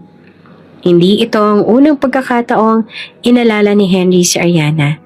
Tuwing magkakasalubong sila, ay inaabutan siya nito ng paborito niyang mamon at sasabihin sila ni Leonard ang nagbigay nito.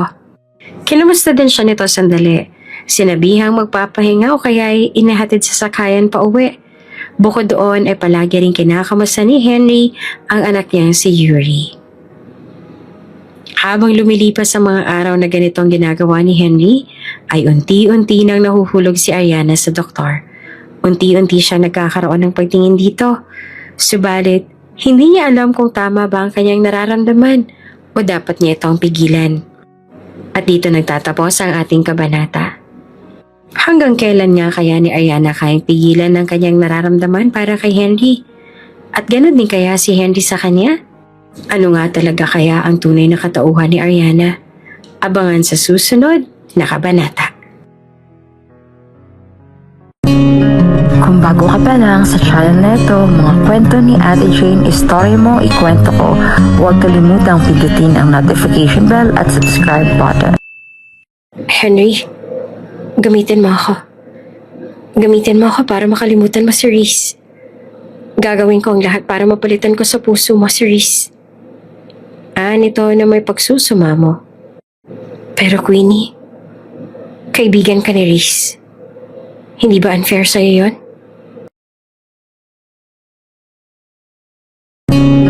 Kung bago ka pa lang sa channel na ito, mga kwento ni Ate Jane, Story Mo, Ikwento Ko, huwag kalimutang pindutin ang notification bell at subscribe button.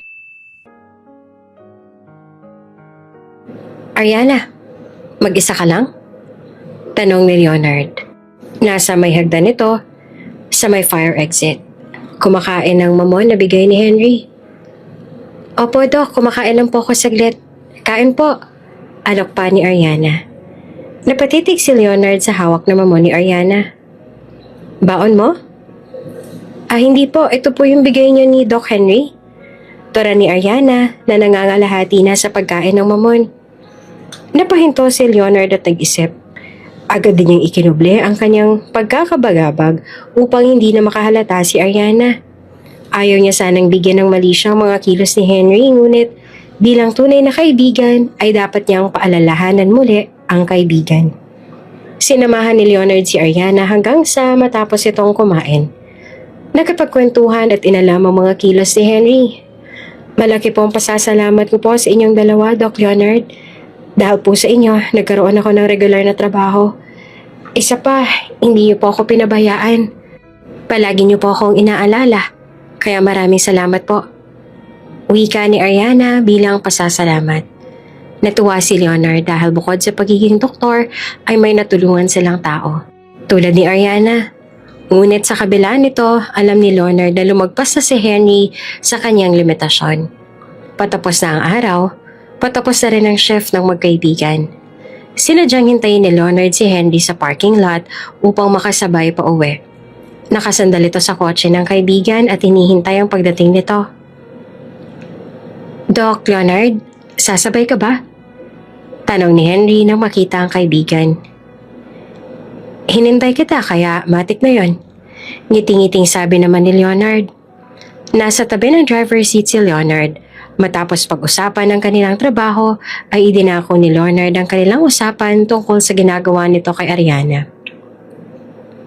Alam mo, hindi pa rin nagbabagong estilo mo. Gumagamit ka pa din ng padrino. Pahaging pa ni Leonard. Anong sinasabi mo dyan? Anong padrino? Maang-maanga naman ni Henry. Henry, wala na tayo sa vicinity ng ospital. Umawing ka na. Pinupormahan mo si Ariana, tama? Diretsong wika ni Leonard. Hindi. Tuloy pa rin si Henry sa pagtangke sa kanyang ginagawa. Sige, sabi mo, hindi. Pero, alam na ba ni Ariana ang tungkol kay... Hindi. At ayokong pag-usapan. Please, huwag nating pag-usapan ng taong wala naman dito. Halata sa boses ni Henry ang pagkainis. Tumaas ang tono ng boses nito at ramdamang yamot na nararamdaman. Galit? Hindi umimik si Henry. Galit ka kasi alam nating dalawa kung ano yung ginagawa mo. Alam nating dalawa na kaya mo ginagawa yung kay Ariana dahil kamukha niya si Reese. Umaasa ka na siya si Reese. Iniisip mo na siya si Reese. Biglang niliko ni Henry ang sasakyan habang nasa kabaan sila ng highway. Napahawak pa si Leonard sa hawakan malapit sa kanyang kinauupuan dahil sa biglang likong ginawa ni Henry. Itinigil ni Henry ang sasakyan sa may tabi. Baba! Bulyaw ni Henry. Si Leonard naman ang hindi umimik. Please lang Leonard, bumaba ka na. Bago ko pa makalimutan ang pinagsamahan natin. Sambit ni Henry sabay tingin kay Leonard. Nandilisik ang mga mata nito. Kitang-kita ang galit sa kanyang mukha. Waling sabi-sabing binuksan ni Leonard ang pinto ng sasakyan. Pababa na ito ngunit muli itong nagsalita. Kilala mo ako, Henry. Hindi ako konsentidor na kaibigan. Kaya ako to ginagawa. Sana, maisip mo ang nararamdaman ni Ariana. Huwag ka sana maging makasarili. At sana, hindi na ito makarating kay Queenie. Maawa ka naman sa dalawang babaeng masasaktan mo nang dahil lang sa isang babaeng matagal nang wala. Patay na si Reese, Henry. Matagal na siyang patay. Ani Leonard bago tuluyang bumaba. Nang makababa si Leonard ay agad na lumisan si Henry. Tiningnan ni Henry si Leonard na nakatayo sa kalsada sa pamamagitan ng front mirror ng sasakyan. Nasasaktan ang kanyang ego sa mga sinabi ni Leonard. Ngunit alam ni Henry na pawang katotohanan lang ang mga sinabi ni Leonard. Alam niyang unti-unti niya nang nakakalimutan ang kanyang pangako na tutulong lang siya kay Ariana at ihiwalay ang kanyang personal na nararamdaman dahil sa itsura nito. Ngunit hindi niya ito mapigilan, hindi niya ito maiwasan. Gustuhin man niyang magsagawa ng DNA test ay natatakot siya sa pwedeng maging resulta. Para kay Henry, sapat na ang lalim ng sugat na kanyang tinatamasa. Gusto lang niyang ipagpatuloy ang kanyang ginagawa hanggat hindi pa umuwi si Queenie sa kanyang kasintahan sa kasalukuyan. Sa araw-araw na nakikita niya si Ariana ay nanunumbalik ang kanyang lakas. Ang sayang matagal niya nang nakalimutan dahil sa pagkawala ni Reese. Subalit sa kabila nito, palagi rin siyang sinasampal ng katotohanan na magkaiba silang tao at patay na si Reese. Lahat ng to ay nasa isipan ni Henry habang binabagtas niya ang daan. Hindi niya alintana ang traffic. Hindi niya alintana ang mga busina sa kanyang paligid. Pinabayaan niya lang ang mga batang sinasabuyan ng tubig ang bintana ng kanyang kotse upang linisin. Wala siyang pakialam sa daloy ng mundo ng oras na yon. Hanggang sa hindi niya na namalaya na nasa parking lot na siya sa gusali ng kanyang tinitirahang kondo. Naninigas ang kanyang mga paa. Parang ayaw niyang umakyat. Ngunit, kailangan niyang magpahinga para sa pagpasok niya bukas. Pinilit ni Henry na pumanik sa palapag kung nasaan ang kanyang kondo at pagbukas ng kanyang pinto. Surprise! Wika ng isang babae na nagbukas ng pinto ng kondo ni Henry. Biglang namutla si Henry. Hindi ito nakagalaw sa kanyang kinatatayuan. Gulat na gulat sa kanyang nakita. Queenie? Wika ni Henry. Noong una hindi ito alintana ni Queenie. Sobra kasi itong nasabi kay Henry. Niyakap niya ito ng mahigpit at hinalikan sa pisngi. Matapos ay tumayo na ito sa harap ni Henry habang hawak ang kamay nito. Makikita ang saya sa kanyang mga labi, ang sobrang pagkasabik. Ngunit nang titigan niya ang kasintahan ay bahagya itong nadismaya sa itsura nito. Oh, bakit ganyan naman ang mukha mo? Puna ni Queenie. May problema ba? Parang hindi ka masaya nakabalik na ako Sunod nitong sabi. Hindi naman sa ganun. Lumihis ang tingin ni Henry at pumasok na sa loob ng kondo. Hawak pa rin ni Queenie ang mga kamay ni Henry at naupo sila sa sofa sa may sala. Pagod ka ba sa trabaho? Okay ka lang? Baka sa mukha ni Queenie ang pag-aalala. Don't worry, nandito na ako. I can take care of you. Wika nito. Si Queenie ang kasintahan ni Henry. Isa itong sikat na dermatologist. Galing itong ibang bansa para sa isang press conference. Ilang linggo na siya sa Pilipinas, ngunit hindi muna ito nagpakita kay Henry upang asikasuhin ang ilan pang bagay. At ngayong tapos na ang mga kailangan niyang gawin, ay panahon na upang makabawi siya sa kanyang kasintahan. Nang dahil sa pag-uwi ni Queenie, mas naging mahirap kay Henry ang lahat. Tila naging pahiwatig ang naging pagtatalo nila ni Leonard sa pagdating ni Queenie. Lalo itong nag-isip. Lalo siyang naguluhan sa kanyang nararamdaman. Hindi niya ito napaghandaan. Nang gabi rin yon ay magkatabi ang dalawa sa higaan. Maraming kwento si Queenie. Hindi ito maubusan ng sasabihin. Tulad ni Reese. Ngunit si Henry nakatingin man kay Queenie ay wala sa kanyang sarili. Naglalayag ang kanyang isipan at iniisip ang naging pagtatalo nila ni Leonard. Kung paano niyang sasabihin kay Queenie na may bumabagabag sa kanyang isipan dahil may nakita siyang isang babaeng kamukha ni Reese. At higit sa lahat, paano niya iiwasan si Ariana? Ayaw niyang iwasan si Ariana. Si Ariana ang naging dahilan ni Henry upang pumasok sa ospital araw-araw. Sa lalim ng iniisip ni Henry ay napansin na ito ni Queenie. Henry, nakikinig ka pa ba? Magkasama nga tayo pero parang wala ka naman sa tabi ko. Yung totoo, may problema ba? Sunod-sunod na tanong ni Queenie. Hindi ako manhid, Henry. Mula kanina sa pinto ng kondo, ramdam ko na parang hindi ako welcome. Parang may tinatago ka. Ano yun, Henry? Sabihin mo. Hindi ako manghuhula para hulaan yung iniisip mo. Sambit pa ni Queenie. Bumangon na rin ito sa pagkakahiga at naupo. Naiinis na ito dahil sa kilos ng kasintahan. Alam niyang may kung ano bumabagabag dito. Pagod lang ako. Yun lang. Pasensya na. Yun lang ang sinagot ni Henry at tinalikuran si Queenie. Kinabukasan, maagang umalis si Henry. Tulog pa si Queenie at hindi niya ito tinangkang gisingin. Sa ospital naman, maagang nakarating si Henry. Pumunta kaagad ito ng quarters upang ibaba ang kanyang mga gamit. Nadatnan niya doon si Leonard ngunit hindi niya ito pinansin. Masakit ito para sa kanya. Ngunit hindi pa man niya maamin sa kanyang sarili ang kanyang pagkakamali. Akala ni Henry ay si Leonard lang ang kailangan niyang iwasan. Akala niya ay magiging madali na ang iba pa. Ngunit nang makita niya si Ariana bandang tanghali, habang inaasikaso ang ilang pasyente, ay tila parang sinampal siya ng katotohanan na tama si Leonard.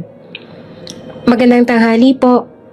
Hindi pa man lang natatapos si Ariana ang kanyang pagbate, ay nilagpasan na siya ni Henry. Tila hindi siya nakita. Nagtaka si Ariana, ngunit binaliwala niya ito noong una. Ngunit dumaan ang mga araw hanggang sa umabot ang linggo. Ang pag-iwas ni Henry kay Leonard at Ariana ay nagpatuloy. Nakaramdam ng matinding lungkot si Ariana. Pakiramdam niya ang may nagawa siyang malaking kasalanan kaya biglang nanlamig sa kanya si Henry. Iniisip niya ng mabuting maaaring nagawa niyang mali. Pagkukulang sa trabaho o hindi kaya nasabi na maaaring naging sanhe ng pagsama ng loob ng doktor. Ngunit kahit anong isip niya ay hindi niya matukoy kung ano iyon. Sa may fire exit kung saan madalas magpahinga si Ariana habang kumakain ng paborito niyang mamon, ay nadatnan siya doon ni Leonard. Tumakas ito sandali upang makapagpahinga ng ilang minuto. Ariana, tawag ni Leonard na papalapit kay Ariana. Nilunok naman kaagad ni Ariana ang kinakain niyang mamon at tumayo. Doc Leonard, may kailangan po ba kayo? Nagmamadali nitong sabi. Wala naman. Sige lang, ituloy mo lang yung pagkain mo ng mamon. Tura ni Leonard. Tinabihan niya si Ariana. Naupo sila sa may hagdan. Nagkamustahan. Hanggang sa lakas loob na nagtanong si Ariana tungkol kay Henry. Doc Leonard, kamusta na po si Doc Henry? Tanong ni Ariana. Maayos naman siya. Bakit mo natanong? Hindi ba kayo nagkakasalubong sa hallway? Hindi ba siyang nagbigay ng mamon na kinakain mo ngayon? Tanong ni Leonard. Napayuko si Ariana at bumakas sa kanyang mukha ang lungkot. Baon ko po itong mamon. Nagkasalubong naman po kami pero parang umiiwas po siya sa akin eh. Hindi ko po alam kung may nagawa po ba ako mali o masyado lang po akong nasanay sa araw-araw na pagkamusta niya. Tugon ni Ariana. Nang dahil sa mga sinabi ni Ariana ay nagkaroon na ng hinala si Leonard sa nangyayari. May parte sa kanyang puso na nakakaramdam ng tuwa dahil nagawa ng umiwas si Henry kay Ariana. Ngunit may parte rin na nalungkot dahil alam nitong nahihirapan ang kanyang kaibigan. Naaawa rin ito kay Ariana dahil wala itong kaalam-alam sa nangyayari. Sa dahilan ni Henry kung bakit kailangan siyang iwasan. Pagod lang siguro si Doc Henry, stress sa trabaho. Alam mo namang in demand siya, lalo na sa mga batang pasyente. Hayaan mo, kapag nakapag-cope na yan sa stress niya, babalik din yan sa dati. Ako na humihingi ng pasensya para sa kaibigan ko. Ani Leonard. Matapos ang pag-uusap na lang yon ni Ariana, alam ni Leonard na tinamaan si Henry ng kanyang mga sinabi. Ngunit hindi niya akalaing iiwasan na lang ng biglaan si Ariana. Nakaramdam siya ng awa kay Ariana, ng konsensya. Walang kasalanan si Ariana ngunit nadamay siya sa mga maling kilos ng kanyang kaibigan. Kaya naman naisipan ni Leonard na puntahan si Henry nang natapos na siya sa kanyang shift. Palabas na sana ito sa kanyang kwarto nang bumungad sa kanya ang kaibigan sa harap ng pinto. Waring pakatok na sana ito sa pinto ng opisina ni Leonard. Nagkagulatan ang dalawa at unang nagsalita ay si Henry. Sabay na tayo pa uwi. Aya ni Henry sa kaibigan. Sige, hindi ko tatanggihan yan.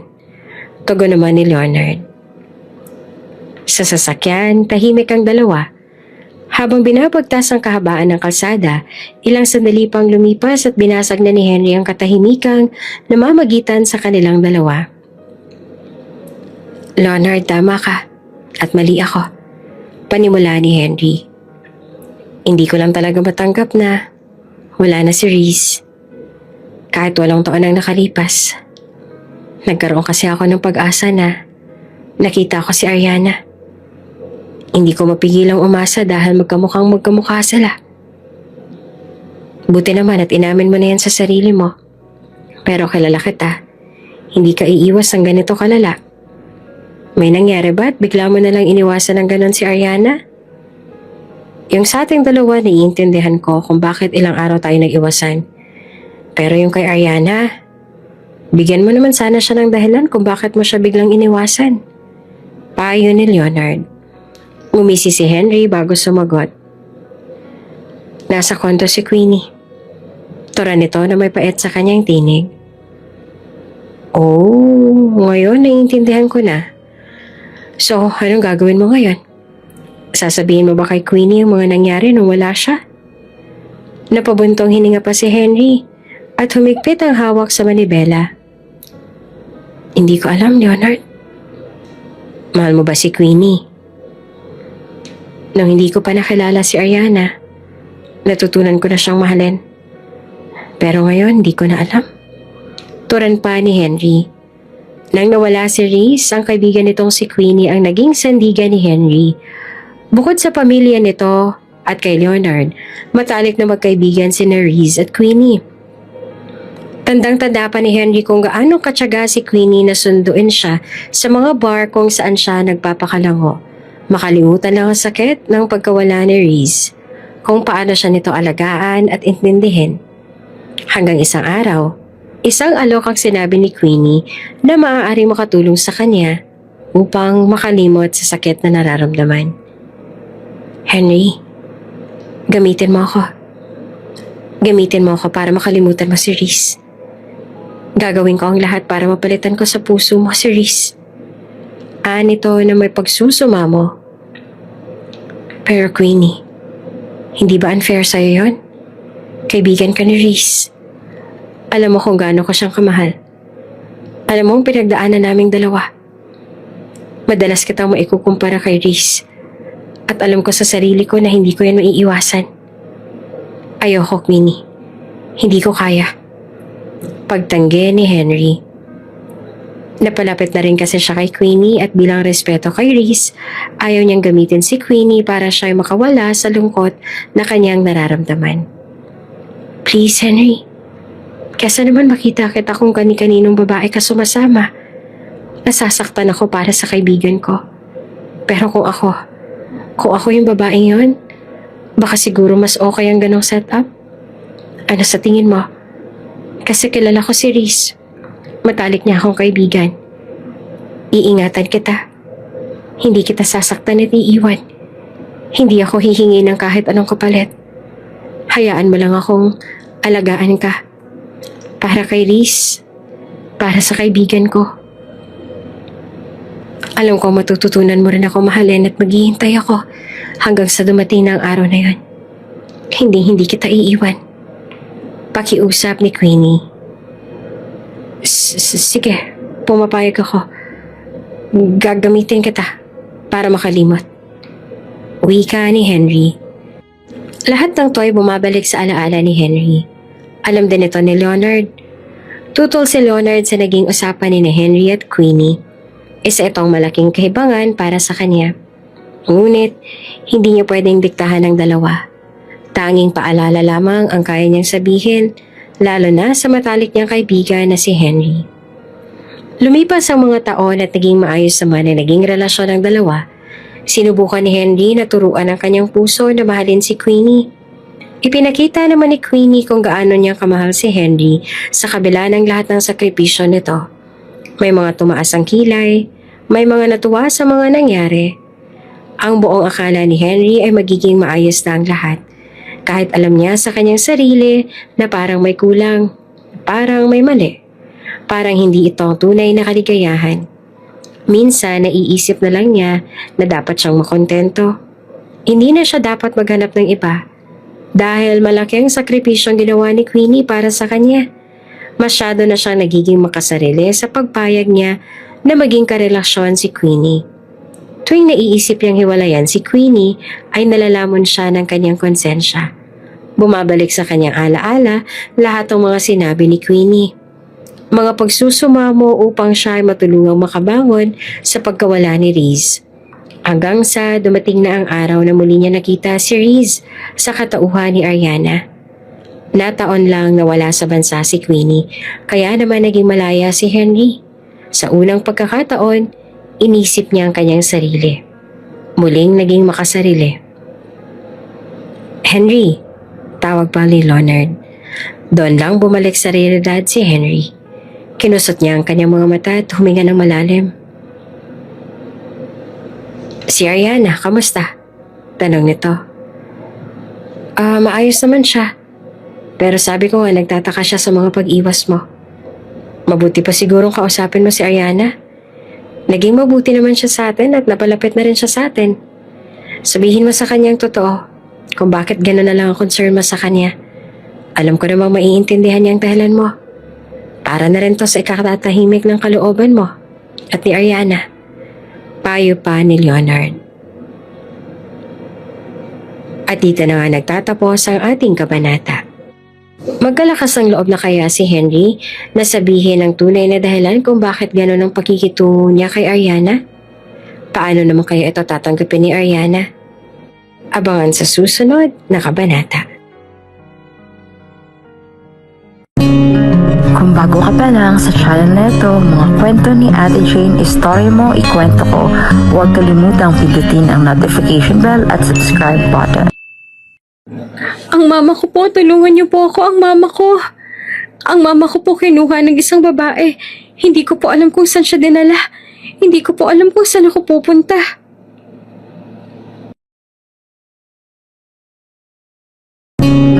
Kung bago ka pa lang sa channel na ito, mga kwento ni Ate Jane, story mo, ikwento ko, huwag kalimutang pindutin ang notification bell at subscribe button.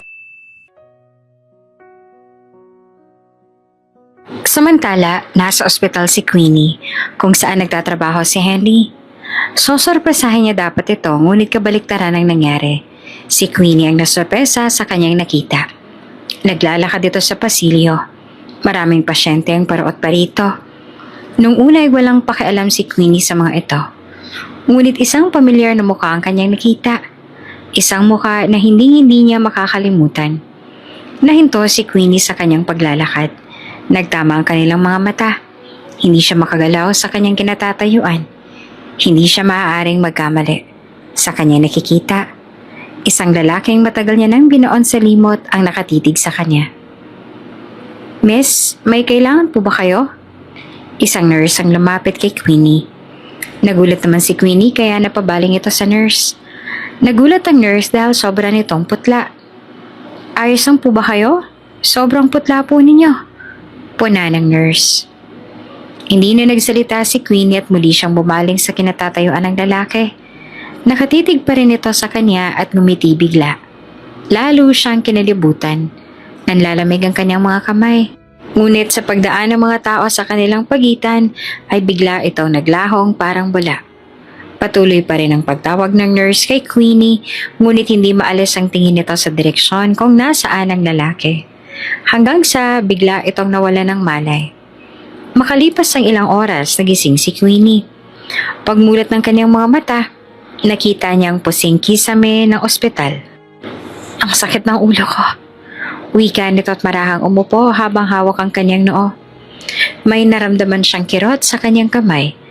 Ibinaling niya ang kanyang tingin at nakita niyang may nakakabit na swero dito. Sa pag-angat ng kanyang ulo ay tanaw niya ang sofa kung saan may lalaki nakaupo, nagbabasa ng magazine. Muling namutla si Queenie. Natatakman naman ng magazine ang mukha ng lalaki. Ay malakas ang kutob ni Queenie na ang lalaking ito ang nakita niya kanina. "Anong ginagawa mo dito?" Ganyan ba ang tamang pagbate? Wika nito na patuloy pa rin sa pagbuklat ng magazine na hawak niya. Inihanda na nito ang bahagyang magazine upang masulyapan ni Queenie ang kanyang mga mata habang nakatuon pa rin ito sa pahina ng magazine na kanyang hawak. Sa kaibigang matagal mo nang hindi nakikita, wala man lang bang, "Hi, kamusta ka na?" O hindi kaya, "Long time no see, anong balita sa'yo?" Sagutin mo ang tanong ko. Anong ginagawa mo dito? Ulit na tanong ni Queenie na may halong pagpipigil. Sinara ng lalaki ang magazine. Ibinaba sa mesa at diretsong tiningnan si Queenie. "Para kamustahin ka.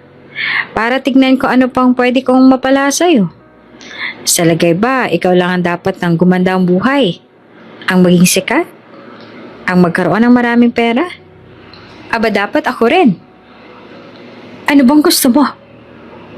Lahat ng meron ka." Maikli nitong sabi.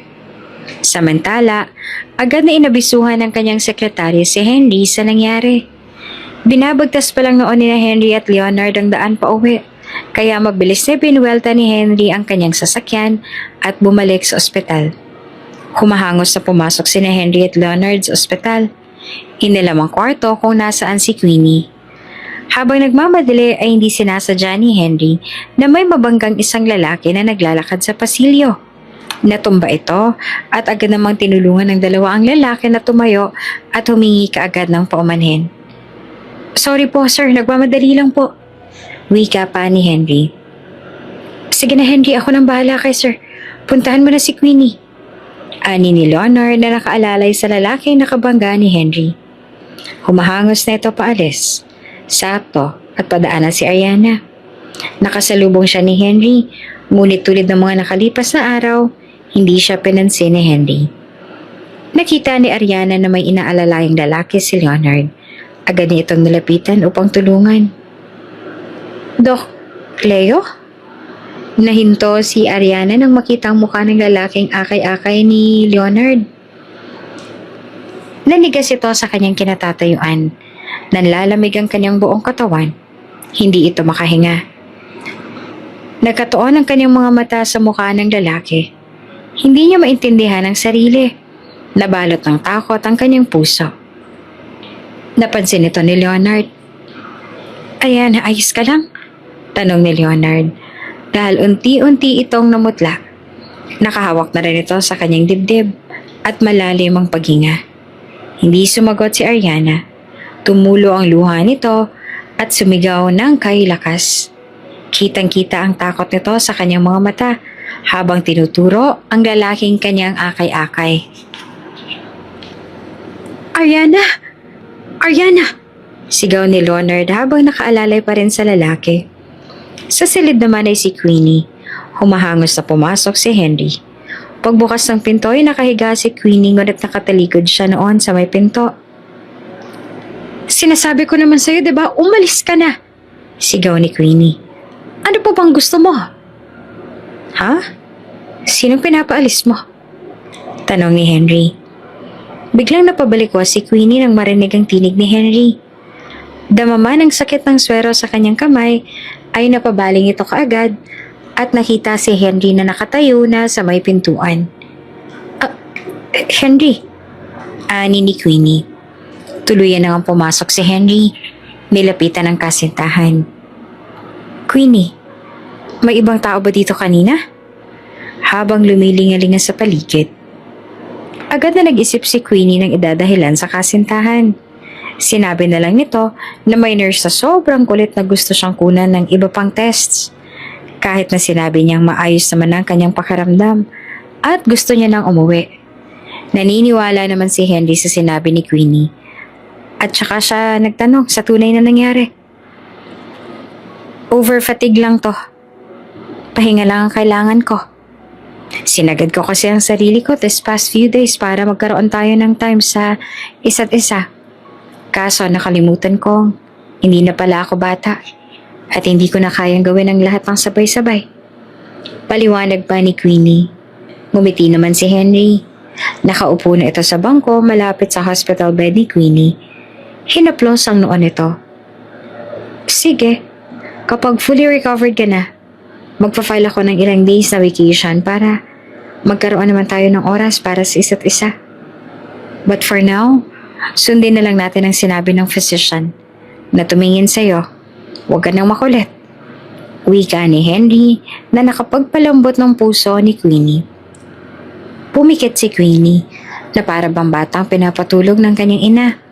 Hinawakan nito ang isang kamay ni Henry, samantalang ang isa naman ay hinaplos ang noo nito. Nakaramdam ng matinding konsensya si Henry habang pinagmamasan si Queenie. Mahimbing na itong natutulog noon at nakatitig lang si Henry dito. Malalim ang iniisip. Binabalikan ang mga nangyayari sa nakaraan. Kung paano siya inilagaan at pinahal ni Queenie. Sumagi sa kanyang isipan na tama nang baliwalain niya ang lahat ng yon para sa isang batang ngayon niya palang nakilala. Isang batang kahawig lang ni Reese. Isang batang biglang sumulpot sa buhay niya para ibalik ang alaala ni Reese. Huwag po! Huwag po, please! Gusto ko pa pong mabuhay! Sigaw ni Ariana. Ariana! Ani ni Leonard. Nakaupo ito sa silya malapit sa kama ni Ariana. Nakasandal. Hindi nito na malayang nakatulog na pala siya sa kanyang posisyon nang marinig ang sigaw ni Ariana. Mama ko! Sigaw naman ni Yuri na nasa sofa at natutulog bago marinig ang pagsigaw. Napalukso si Yuri sa sofa at agad nilalapitan ng kanyang mama. Sinundo siya ni Leonard upang masilayan at malaman ang nangyari sa ina nitong si Ariana. Nakapikit noon si Ariana. Kahit naka-aircon ng kwarto ay tumatagaktak ang pawis nito. Sigaw ito, nagsigaw, nagmamakaawa na huwag kitilin ang kanyang buhay. Bakas din ang takot sa kanyang mukha at nagpupumiglas ng buong lakas. Hinawakan ni Leonard ang magkabilang balikat ni Ariana at paulit-ulit na tinawag ang pangalan. Gayun din si Yuri na lumuluha dahil sa pag-aalala. Matapos ng ilang minuto ay kumalma na si Ariana. Bigla rin itong nagmulat at tinanong kung nasaan siya. Tila takot na takot si Ariana. Hindi siya makahinga. Ngunit nang makita nito ang anak na si Yuri, ay lalong bumuhos ang kanyang luha at niyapos ang anak. Ayaw niyang bitawan ng anak. Gayun din si Yuri na yakap-yakap ang ina. Lubos na nag-aalala si Leonard. Kaya naman nang kumalma na si Ariana at nakabalik na sa pagtulog si Yuri, katabi ng kanyang ina, ay kinausap niya si Ariana. Ariana, binabangungot ka kanina. Naaalala mo ba ang napanaginipan mo? Tanong ni Leonard. Hindi lahat pero biglang kumunot ang noon ni Ariana. Napatitig sa kawalan na tila may mga bagay na naaalala. Pero ano? Hindi ko maintindihan. Pero kasi may sasakyan. Tapos, nakasakay ako sa sasakyang yon at isang lalaki. Nagmamaneho yung lalaki. Tapos may hawak akong cellphone. May kausap ako sa cellphone. Tapos biglang naging maulap yung lahat. May sigaw akong narinig sa telepono. Ang sabi, umalis ka dyan. Paulit-ulit pero hindi ako makagalaw. Nangilabot si Leonard sa kanyang narinig. Kitang-kita naman niya ang pagka-inosente ni Ariana sa kanyang mga sinasabi. Kaya naman, hinayaan niya itong ipagpatuloy ang kanyang sinasabi. Tapos pagmulat ko ulit, nakita ko yung kamay ko. May dugo. Nasa loob pa rin ako ng sasakyan kaya gumapang ako palabas. Biglang dumilim ang lahat. Hanggang sa naramdaman ko na lang na may bumuhat sa akin. Tapos nakita ko na lang yung sarili ko na nakagapos. Nakahiga ako sa isang kama. May basal yung bibig ko. May lalaki nakatayo sa harapan ko. Yung lalaki. Bigla-biglang tumulo ang luha sa mga mata ni Ariana. Muling bumakas sa kanyang mukha ang matinding takot. Napahawak din ito sa kanyang ulo hanggang sa sinasabunutan niya na ang kanyang sarili dahil sa pagsakit nito. Napatayo si Leonard. Hinawakan ng balikat ni Ariana upang kumalma. Dumagsa ang ilang pangyayari sa isipan ni Ariana. Sa sobrang dami, sumakit ang kanyang ulo. Napabaluktot ito. Hawak pa rin ng kanyang kamay ang kanyang ulo.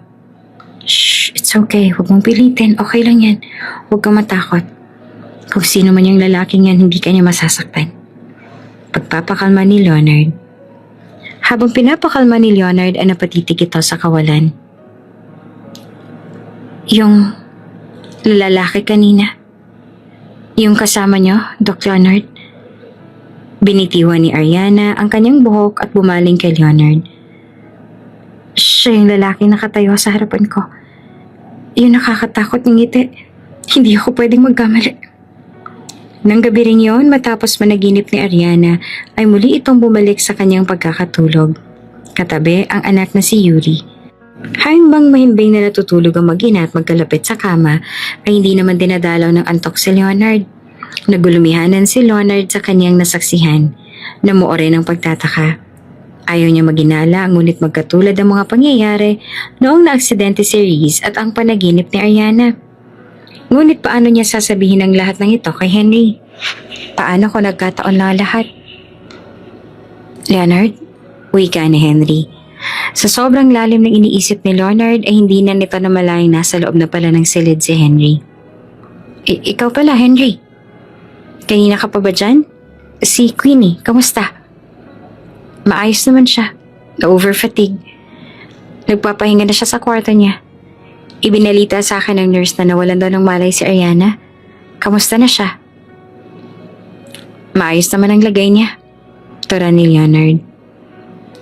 Yung lalaking nabunggo ko kanina sa hallway, kamusta siya? Hindi naman siya nasaktan. Pero Henry, noong nakita siya ni Ariana, may mga bagay siyang naalala. Hindi ko alam kung nagkataon lang bang lahat. Pero, yung aksidente ni Reese, yung mga nangyari, alam ni Ariana. Hindi ko alam kung paano nangyari pero, hindi kaya. Stop! Mabilis na wika ni Henry. Napatikom ng bibig si Leonard. I don't wanna have false hopes. Masaya na ako sa buhay ko. At si Queenie. I've realized na awa lang ang nararamdaman ko kay Ariana. Nothing more, nothing less. Wika ni Henry at saka umalis. Nakatalikod noon si Ariana. Pilit na nakatikom ang mga labi. Pigil na pigil ang pagikbi. Hindi niya alam kung bakit. Ngunit tila pinupunit ang kanyang puso sa kanyang narinig. Ngayon niya lang napagtanto na mahal na pala niya si Henry. Dahil nasaktan siya sa mga binitawan nitong salita. Ngayon niya naisip, paano niya mamahalin ng isang lalaki na may mahal ng iba at awa lang nararamdaman sa kanya. Kinabukasan habang mahimbing na natutulog si Leonard sa silya ay umalis na ang mag-ina. Maayos ang pakiramdam ni Ariana. Balak nitong lumiban muna sa trabaho upang makapagpahinga. Makapag-isip sa mga nangyayari. Alamin ang tunay niyang nararamdaman at pag-isipan kung kaya ba niyang makita si Henry sa kabila ng kanyang mga nalaman. Nakaalalay si Yuri sa ina habang naglalakad nang isang babae ang kanyang nakita. Nagkatinginan silang dalawa. Nagtama ang kanilang mga mata. Natulala ang babae. Tila binuhusan siya ng malamig na tubig. Reese? Wika ni Queenie. Naglalakad doon si Queenie dahil nais niyang puntahan si Henry. Ngunit laking gulat niya nang makitang isang babaeng kamukhang kamukha ng kanyang kaibigan na si Reese, na si Ariana. Paano? Hindi to totoo. Bigla niyang hinatak ang braso ni Ariana. Hindi to maaari. Hindi ka pwedeng makita ni Henry o kahit ni Leonard. Gigil nitong sabi. Teka lang, miss, hindi ko alam ang sinasabi mo. Ani ni Ariana. Tila wala namang narinig si Queenie. At bigla na lang hinatak si Ariana at mabilis na naglakad. Nakipaghilahan si Yuri ngunit wala nang nagawa ang musmos na bata. Dahil sa lakas ng pagkakahatak ni Queenie ay napabitaw si Yuri at napasubsob sa sahig. Pilit na nagpupumigla si Ariana ngunit sobrang lakas ni Queenie. Mama ko! Sigaw ni Yuri. Nagkataon naman na walang tao sa palapag na yon kaya ni isa ay walang tumulong kay Yuri. Walang nakarinig ng paghingi niya ng tulong. Samantala, hatak-hatak pa rin ni Queenie si Ariana. Wala itong pakialam kung nadapa na noon si Ariana. Hanggang sa nakarating sila sa rooftop ng ospital. Magulong-magulo ang isipan ni Queenie. Wala siyang naririnig. Ni ang pagsigaw ni Ariana ay hindi niya naririnig. Ang tanging tinig lang na umuugong sa kanyang tenga ay ang sarili niyang boses na nagsasabing, kailangang mawala muli sa landas mo si Reese. Dahil kung hindi, mawawalang parang bula ang lahat ng pinaghirapan mo ng 8 taon. Nahinto lamang si Queenie sa paghila kay Ariana nang nasa may dulo na sila ng rooftop. Hawak pa rin nito si Ariana. Inilibot nito ang kanyang mga mata at may nakitang tali sa isang tabi. Kinuha niya ito at tinali si Ariana sa poste ng water tank na nakalagak sa rooftop. Iyak man noon ang iyak si Ariana. Nagmamakaawa siyang pakawalan. At dahil dito ay nairita si Queenie. Tumahimik ito, pinipigilan ang paghikbi. Nang natapos na si Queenie na maitali si Ariana sa poste, ay bahagya itong lumayo kay Ariana. Hawak ang kanyang noo ay nagparoot pa rito ito. Mag-isip ka, Queenie. Mag-isip ka. Paano mo siya mapapatay muli? Paano siya mawawala sa landas mo? Paulit-ulit nitong wika. Kailangan niyang mawala. Dahil kung hindi, kukunin niya sa'yo si Henry. Mawawala sa'yo si Henry. Nanikip ang dibdib ni Ariana sa kanyang narinig. Lalo na nang narinig niya ang pangalang Henry. Doon niya napagtanto na maaaring ang babaeng ito ay si Queenie, ang kasintahan ni Henry na kanyang narinig kagabi. Kayo po bang kasintahan ni Doc Henry? Lakas loob na tanong ni Ariana. Nahinto si Queenie sa kanyang pagpaparoot pa rito tumingin kay Ariana. Akin lang si Henry. Naiintindihan mo? Hindi mo na siya muling maaagaw sa akin.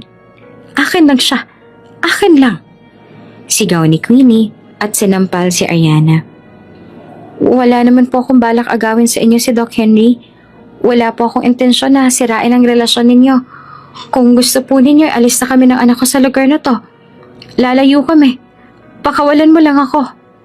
Nagmamakaawa ako sa iyo. Ani ni Ariana habang umiiyak. Tuluyan na ngang nawala sa matinong kaisipan si Queenie. Iilang salita lang kanyang naiintindihan sa mga sinasabi ni Ariana. Sarado ang kanyang isip. Maawa? Bakit? Naawa ka ba sa akin nung nakiusap akong sa akin na lang si Henry? Nakiusap ako sa iyo, Reese. Pero hindi ka sa akin naawa. Bakit pa kasi lahat ng gusto ko nakukuha mo? Nagugulahan naman sa mga nangyayari si Ariana. Reese, hindi nga ako si Reese. Ariana ang pangalan. Isang malakas na sampal ang natamo ni Ariana galing kay Queenie. Alam kong ikaw si Reese. Sinasabi mo lang yan para pakawalan kita. Pero akala mo ba maluloko mo ko? Hindi. Hindi mo ako maluloko. Hindi na alam ni Ariana ang gagawin. Kaya kahit nababalot siya ng takot ay pilit niyang kinalma ang kanyang sarili at humanap ng paraan upang siya ay makatakas sa baliw na babaeng kanyang kaharap. Samantala, si Wilson, ang lalaking nakikita ni Queenie kaya siya nawala ng malay at ang lalaking nabangga ni Henry kaya nag-cruise ang landas sila ni Ariana na siya ring dahilan ng bigla nitong pagkahimatay ay naglalakad ngayon sa pasilyo. Muli niya sanang pupuntahan si Queenie, tatakutin upang kunan ng pera, ngunit hindi sinasadyang makita niya ang isang batang umiiyak. Ang mama ko, tulungan niyo po ako, ang mama ko! Umiiyak na sabi ng isang bata. Nilapitan ni Wilson ang bata. Bata, ano nangyari sa'yo? Nawawala ka ba? Tanong ni Wilson. Naupo ito upang maging kapantay ng bata. Yung mama ko po kinuha ng isang babae.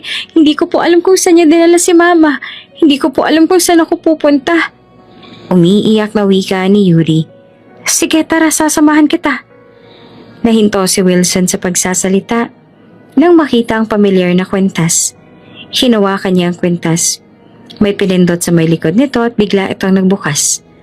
May nakita siyang kulay itim na parehaba sa loob nito. Hindi niya ito kinuha. Bagos, sinara niyang muli ang pendant at napangisi. Sa rooftop, tuluyan ang napunta sa panganib ang buhay ni Ariana. Sa kamay ni Queenie. Hayagan niya nang sinasabi na kailangan mawala ni Ariana sa mundong ibabaw. Takot na takot naman si Ariana. Nagugulahan dahil hindi niya alam kung bakit sa dinami-dami ng tao sa ospital ay siya pang dinakip ni Queenie. Patuloy siyang nagmamakaawa na siya'y pakawalan. Nangangakong lalayo kay Henry. Subalit bingi si Queenie sa lahat ng kanyang sinasabi. Hindi ito nakikinig at sinasabing siya si Reese. Tumigil ka na. Sinungaling. Alam kong ikaw si Reese. Humahangos na lumapit si Queenie kay Ariana. Hinawakan ng buhok nito at sinabunutan. Reese, mamamatay ka na lang, nagagawa mo pang magsinungaling. Gigil nitong sabi at hinila ng bahagya ang buhok ni Ariana at biglang binitawan. Nang dahil dito ay hindi na nakontrol ni Ariana ang galaw ng kanyang ulo kaya naman ito ay naumpog sa poste. Nahilo si Ariana sa lakas ng kanyang pagkakauntog at biglang nawala ng malay. Queenie? Hingal na sabi ni Henry. Kasama nito ang ilang gwardiya at si Leonard.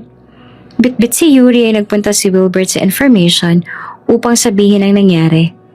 Naalerto ang lahat at hinanap ang dalawa. Henry? Anong ginagawa mo dito?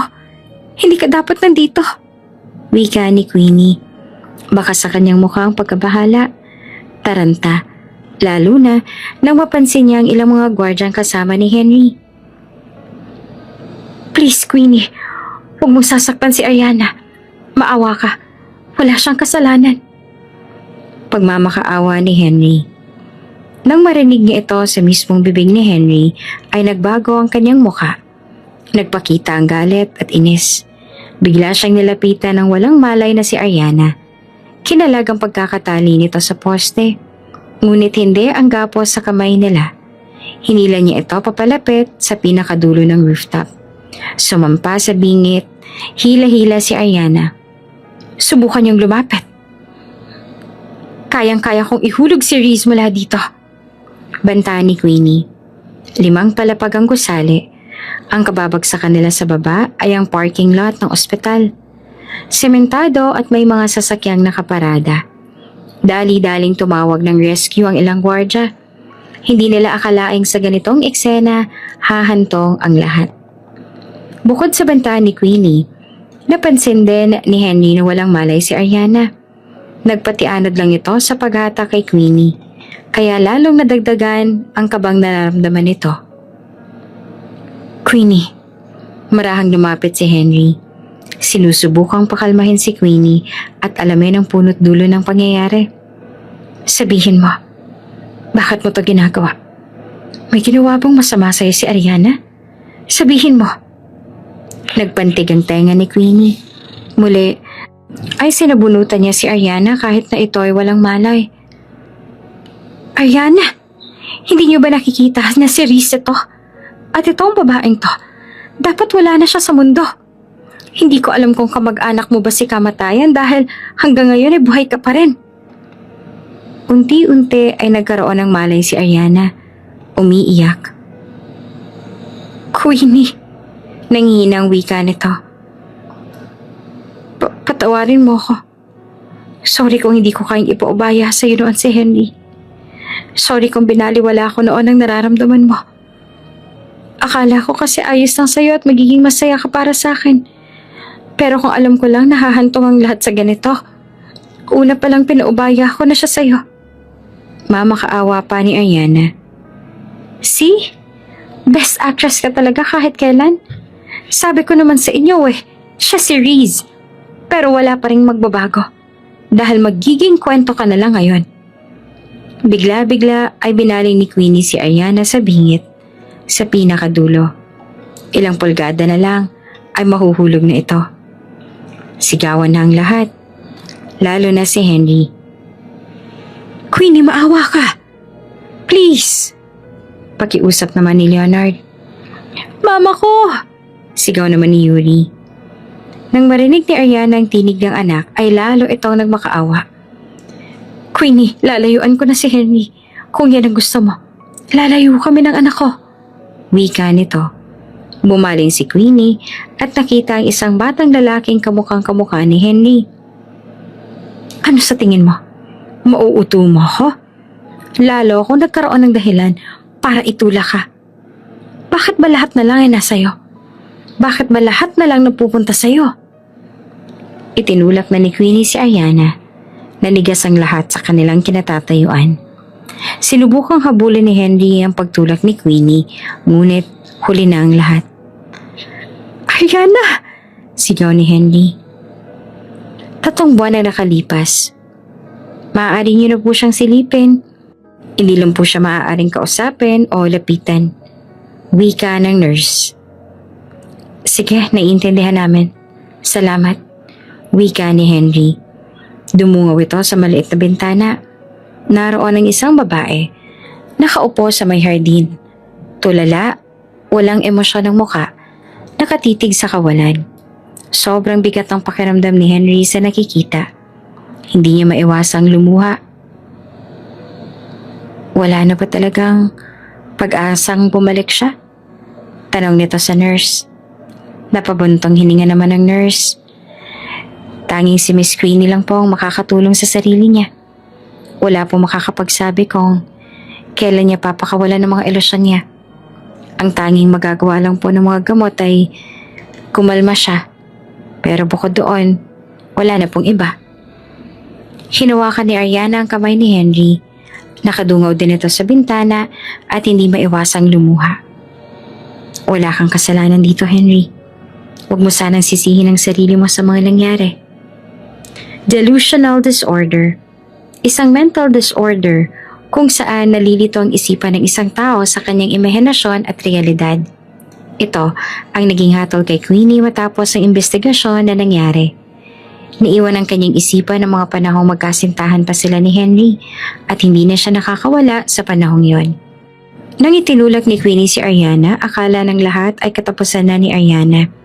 Ngunit laking gulat nila nang may lalaking biglang sumulpot kung saan at ito ay si Wilbert. Nahawakan niya ang kamay ni Ariana at hinila ito pataas. Ligtas na sa bingit ng kamatayan si Ariana. Agad na nalipitan ito ni Henry. Rumesponde rin ang mga polis. Inaresto si Queenie at gayon din si Wilbert. Sinampahan ng dalawa ng kaso tungkol sa tangkang pagpatay kay Reese at ang ebidensya ay matatagpuan sa kwintas ni Yuri. May SD card na nakatago sa pendant. Recording ito ng pag-amin ni Wilbert sa lahat ng inutos ni Queenie, lalo na noong sinira niya ang makina ng sasakyan ni Reese. Pagdakip dito at tangkang pagpatay. Nilamon lang noon ang konsensya si Wilbert dahil alam niyang hindi naman masamang tao si Reese. Pinakawalan niya ito at pinalitan ng ibang katawan. Ang mga DNA results din na pinagawa ay pinalitan ni Queenie. Nilabas din ni Wilbert lahat ng orihinal na resulta. Ngunit ang mga panahong yon ay hindi pa siya handang sumuko. Kaya naman pinangako niya sa kanyang sarili na pag nakita niyang muli ang pendant na naglalaman ng SD card na may recording ng kanyang pag-amin, ayun na nga ang hudyat ng kanyang pagsuko. Laking pasasalamat din ni Ariana na ang tunay na pangalan ay Reese. Nang dahil sa galit ni Queenie at pagpapakita ni Wilbert ay bumalik ang kanyang alaala. Hindi pa man malinaw ang lahat sa kanya ay natatandaan na nito si Queenie at isang revelasyon ang nalaman ni Queenie kung kaya't ng dahilan nito ng pagkakaroon niya ng sakit sa pag-iisip. Anong ginagawa mo dito? Masungit na tanong ni Queenie. Nasa matinong pag-iisip si Queenie ng mga panahong to. Ilang araw bago sila hatulan. Hindi ikaw ang gusto ko makita, kaya umalis ka na. Queenie, gusto ko lang sabihin sa'yo na Reese, o kung ano pa man ang pangalan mo ngayon, tama na. Sinampal mo na nga sa pagmumukha ko na kahit anong gawin ko, kahit ako pa mismo maghatid sa'yo sa pinto ng impyerno, ikaw pa rin ang mamahalin ni Henry at hindi ako. Kaya sana umalis ka na lang. Hindi kita kailangan.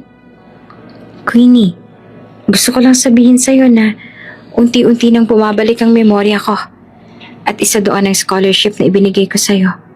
Nung college tayo, hindi ko sa'yo to sinusumbat.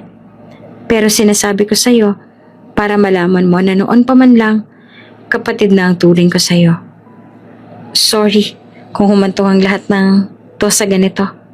Sana mapatawad mo pa ako. Natulala si Queenie. Hindi siya makapaniwala sa kanyang narinig. Hindi niya akalaing si Reese pala ang tao sa likod ng kanyang scholarship. Ang taong lagi niyang kausap. Nagbibigay ng payo at pinansyal na tulong upang siya ay makapagtapos sa pag-aaral. Upang maabot ang kanyang mga pangarap. Ang taong iniidolo niya at binigyang tiwala. Ang tao pala sa likod ng lahat ng iyon ay ang matalik niyang kaibigan na si Reese. Naalala ko lang lahat ng iyon nang nawalan ako ng malay. Noong una hindi ko maintindihan.